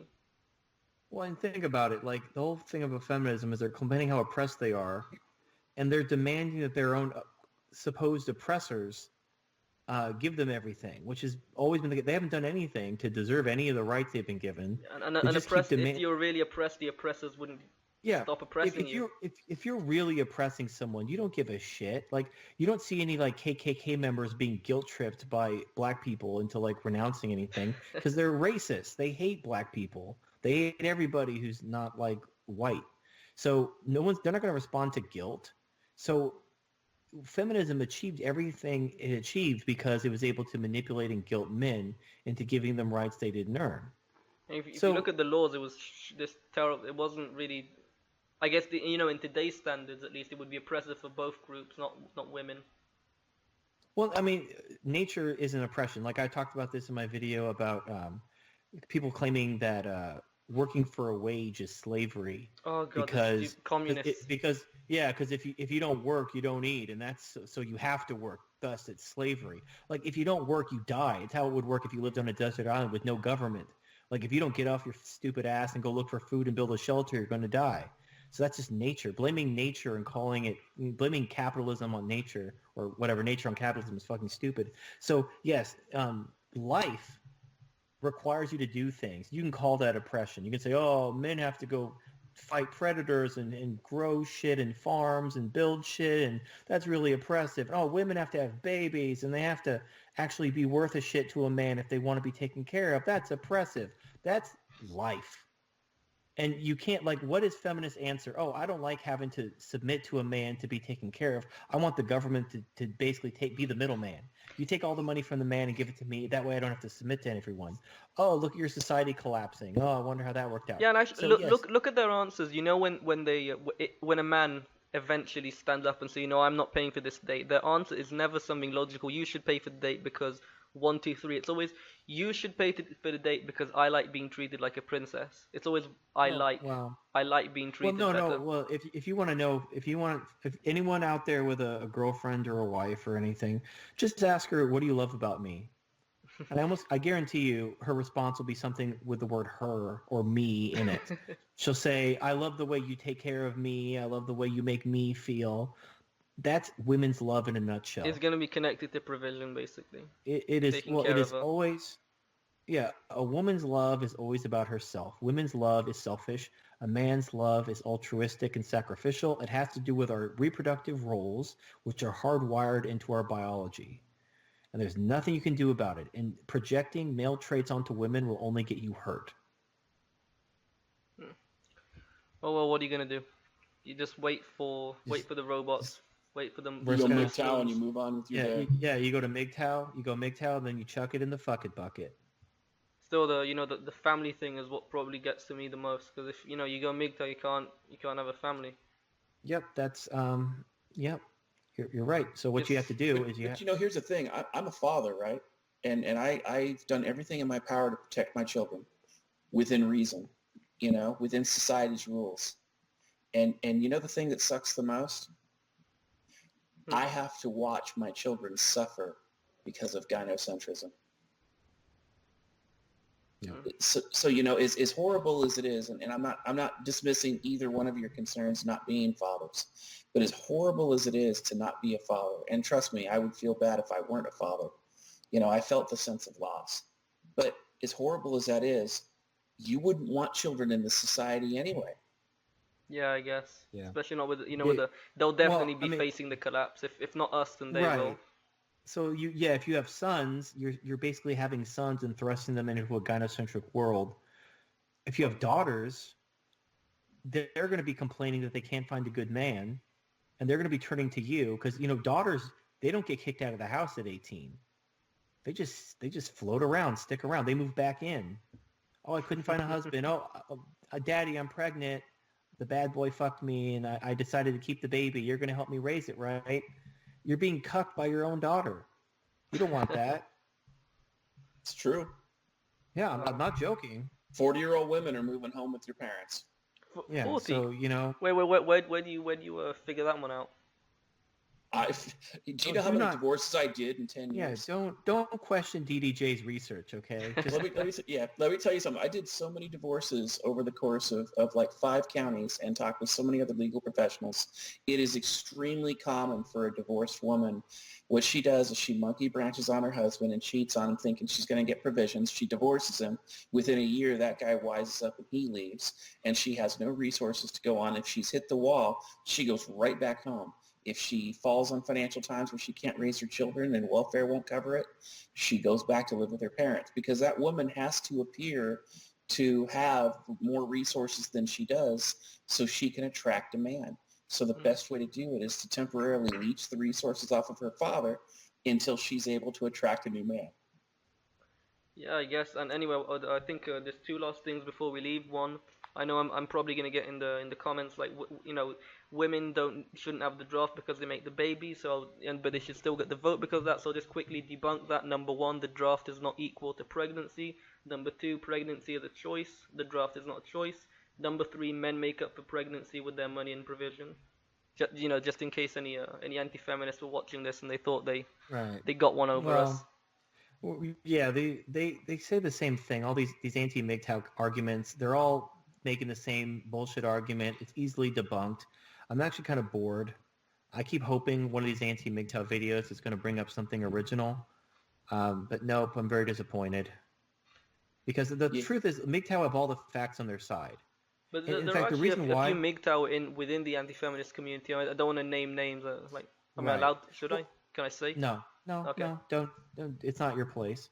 But it's actually, if you notice, a lot of people don't make anti-MGTOW videos, and when they do, when after I respond to their videos, they'll take them down because they get it. Like if they claim to be rational, skeptic, stand for truth, they I'm not, I wasn't going to name names, but you can't stand for those things and then look at the situation and say MGTOW is wrong. That's could why say the anti-feminists avoid uncomfortable topics like first and second wave feminism, and at least the men, they will try to they will not mention, they will not talk about first and second wave. The women, as you said, here's the not thing. logical, whatever, so they'll say how lovely it was, but the male anti-feminists, for the most part, they'll try to avoid, especially the more MGTOW ones, they'll try to avoid them, like talking about first and second wave or talking about like IQ studies, stuff like that. They'll, as much as they You're can, you're they'll going just to avoid see it. right now. What's funny is the anti-feminists.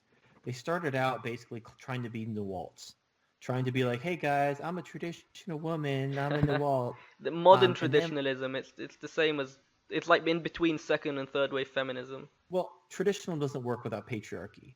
To Yeah. have a traditional structure without the male authority required to actually have it work is a joke. It's like, I don't know how to describe it. It's like it's working for free, hoping they pay you, but they're not required to. And so, like, it's a joke. Why would you do that? Why would, like, it's almost like being an intern, but yet you It's have like all a these con artist. Yeah, kind of. I'm very tired. I can't come up with the analogy. Yeah, it's like being a con artist where you go to the con artist because the con artist says, "Hey, I'm a traditional woman. Let me go ahead and help you out, and I'll be the traditional wife." And then you go and you commit to her, and then she cheats on you and dumps you, Right. Well, just it's like a like, feminist. or these guys who like, oh yeah, I'm so alpha male. My woman loves it when I take charge. Blah blah. Like she is letting you take charge. She gets off on it, and She it's could like destroy role you at any playing. time. Well, no, and she's role playing. Yeah, she likes it when you're in charge, but she can destroy you at any time.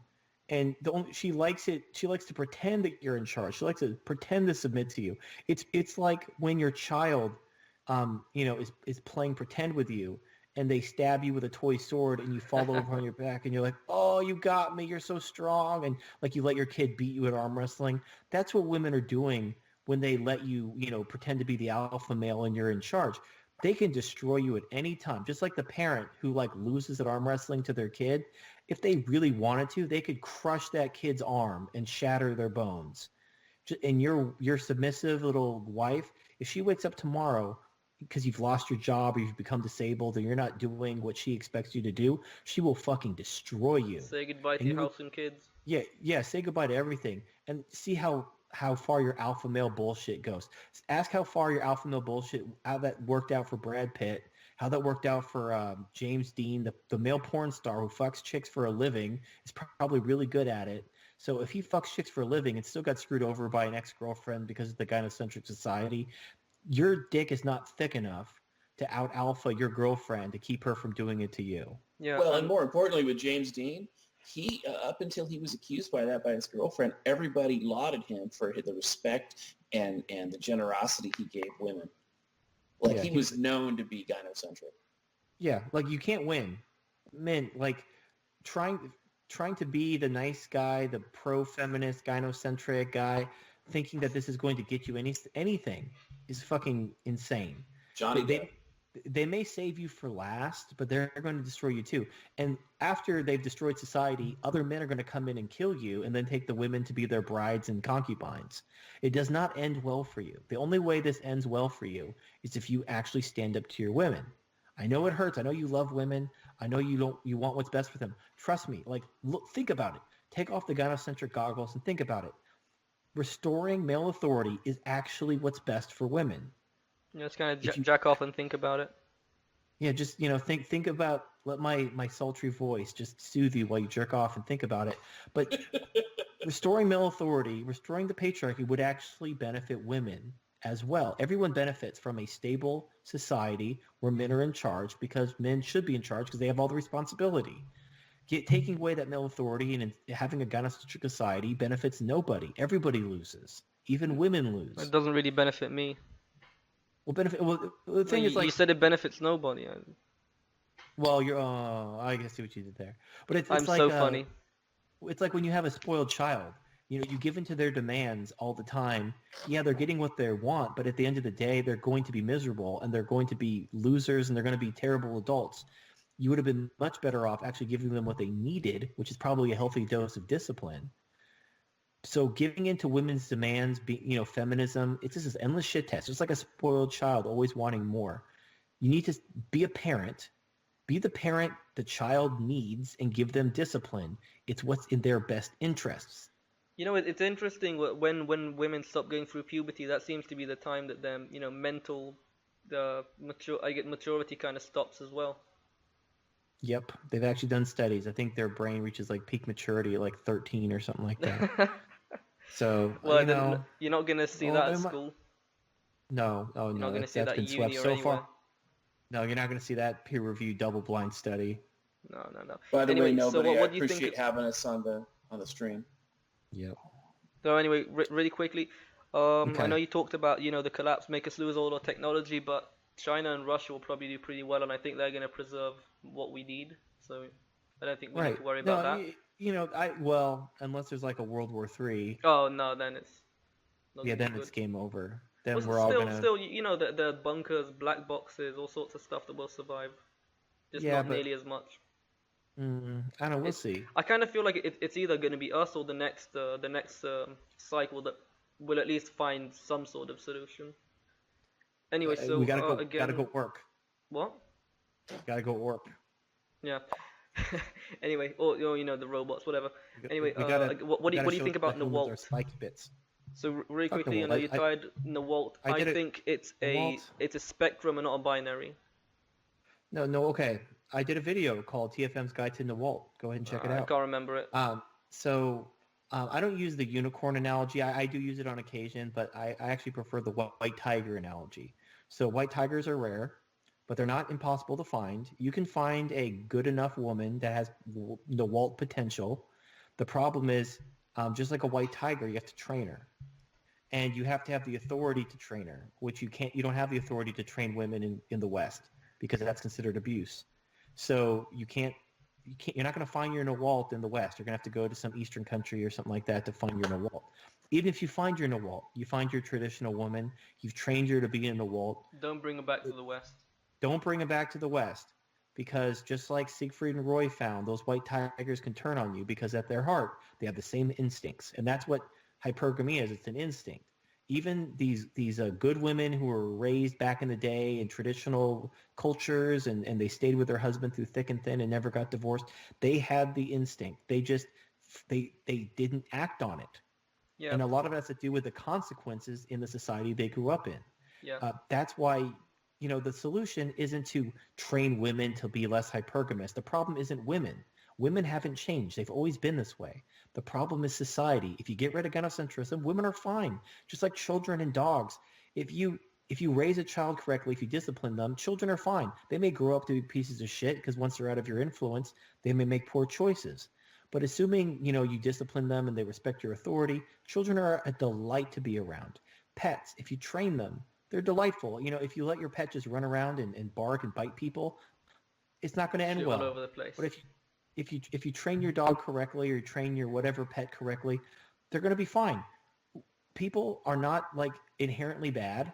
Like when you see like an evil child, like these horror movies with the evil little girl, there are no evil children.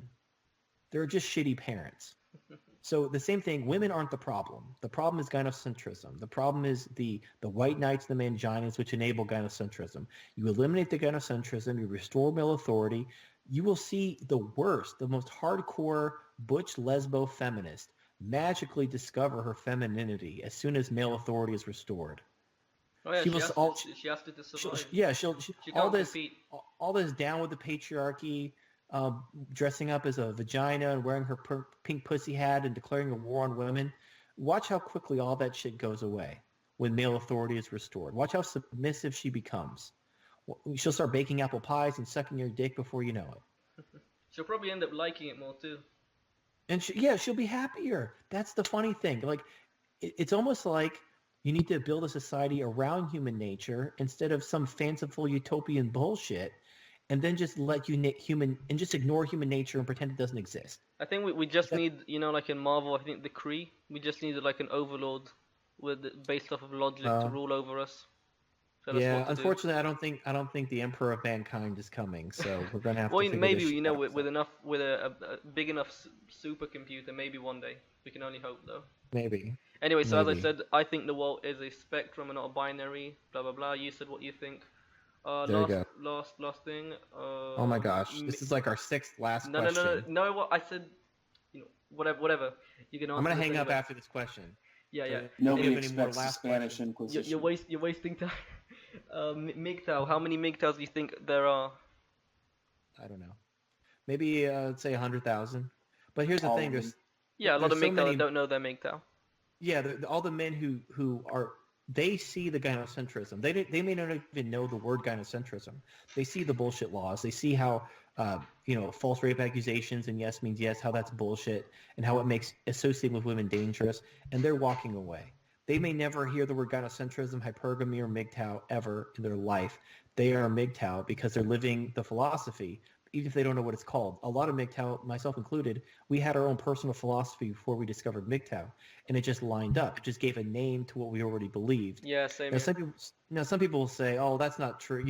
How can you be a MGTOW and not know it? That sounds like, because it's like almost like what feminists say, that all women are feminists. Well, that all women are feminists, basically. Well, they're not wrong. But if you count all the men who are MGTOW in practice without ever knowing the word, all you got to do is look at the marriage rate. Look how it's just in free fall. I would say probably a good, I don't know about the majority. I'd say the majority of millennial men are probably, well, I don't know. There's a lot of cucks out there. The new generation. The average age of a first-time married guy is almost 30. I don't know. Good, it's rising. Maybe. But you can see, like in Australia, what they made an article about the Australian boys, teenagers, whatever, going MGTOW basically. That's good. Yeah, well, it's funny, because in Australia, like, they actually know what the acronym is, and I think the media is going to start spreading the acronym, and that's going to make it spread even more. Yeah, but they can, they can shame and blame MGTOW all they want, but history shows that it doesn't work. You get to a certain point, event horizon. There's nothing you can do about it. Well, shame and blame only works when you actually give a shit about the person shaming and blaming you. Like, if some dirty hobo tries to shame you, you're just going to laugh at him because, you're just a dirty hobo. Why should I give a shit about what you say? The reason why shame and blame works with men when it's done by women is because men care about women and they want to please them. They want to have sex with them and all that stuff.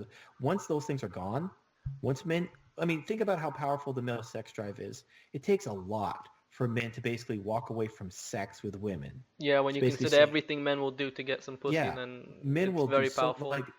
Right. So that's how bad women are fucked up. Men are actually walking away. I'm sure feminists never thought this day would come. They thought, like, no matter what we do, how bad things are, men are still they going don't to be putty think 2 days ahead. Why would they think of it?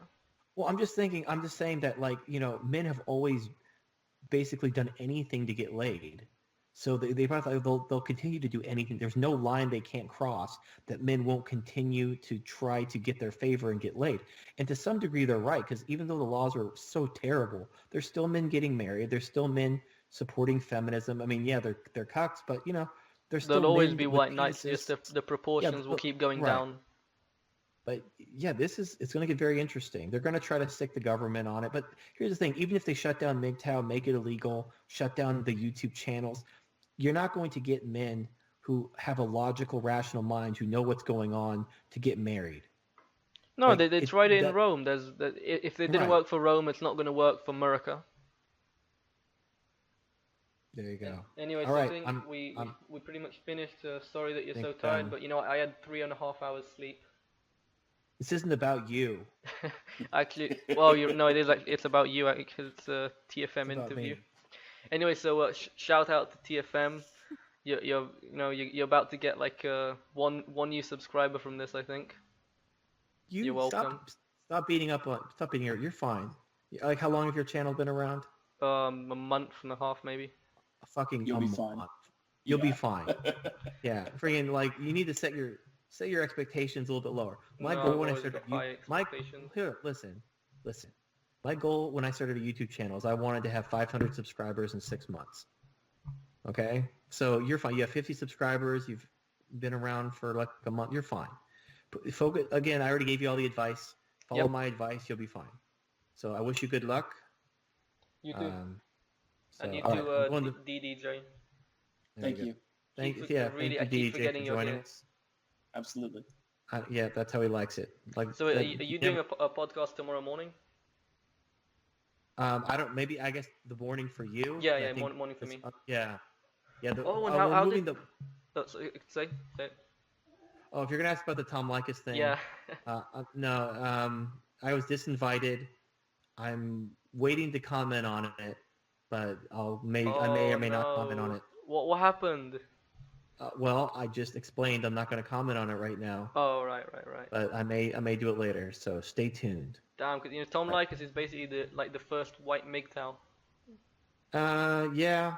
Well, how the mighty have fallen, as they say. But Yeah. okay. Oh, you All hinted at something there. I know. All right. Stay Anyway, tuned. Same So monkey thanks for time, watching, same guys. monkey channel. And do you guys want to do the outro? Bye. That was epic.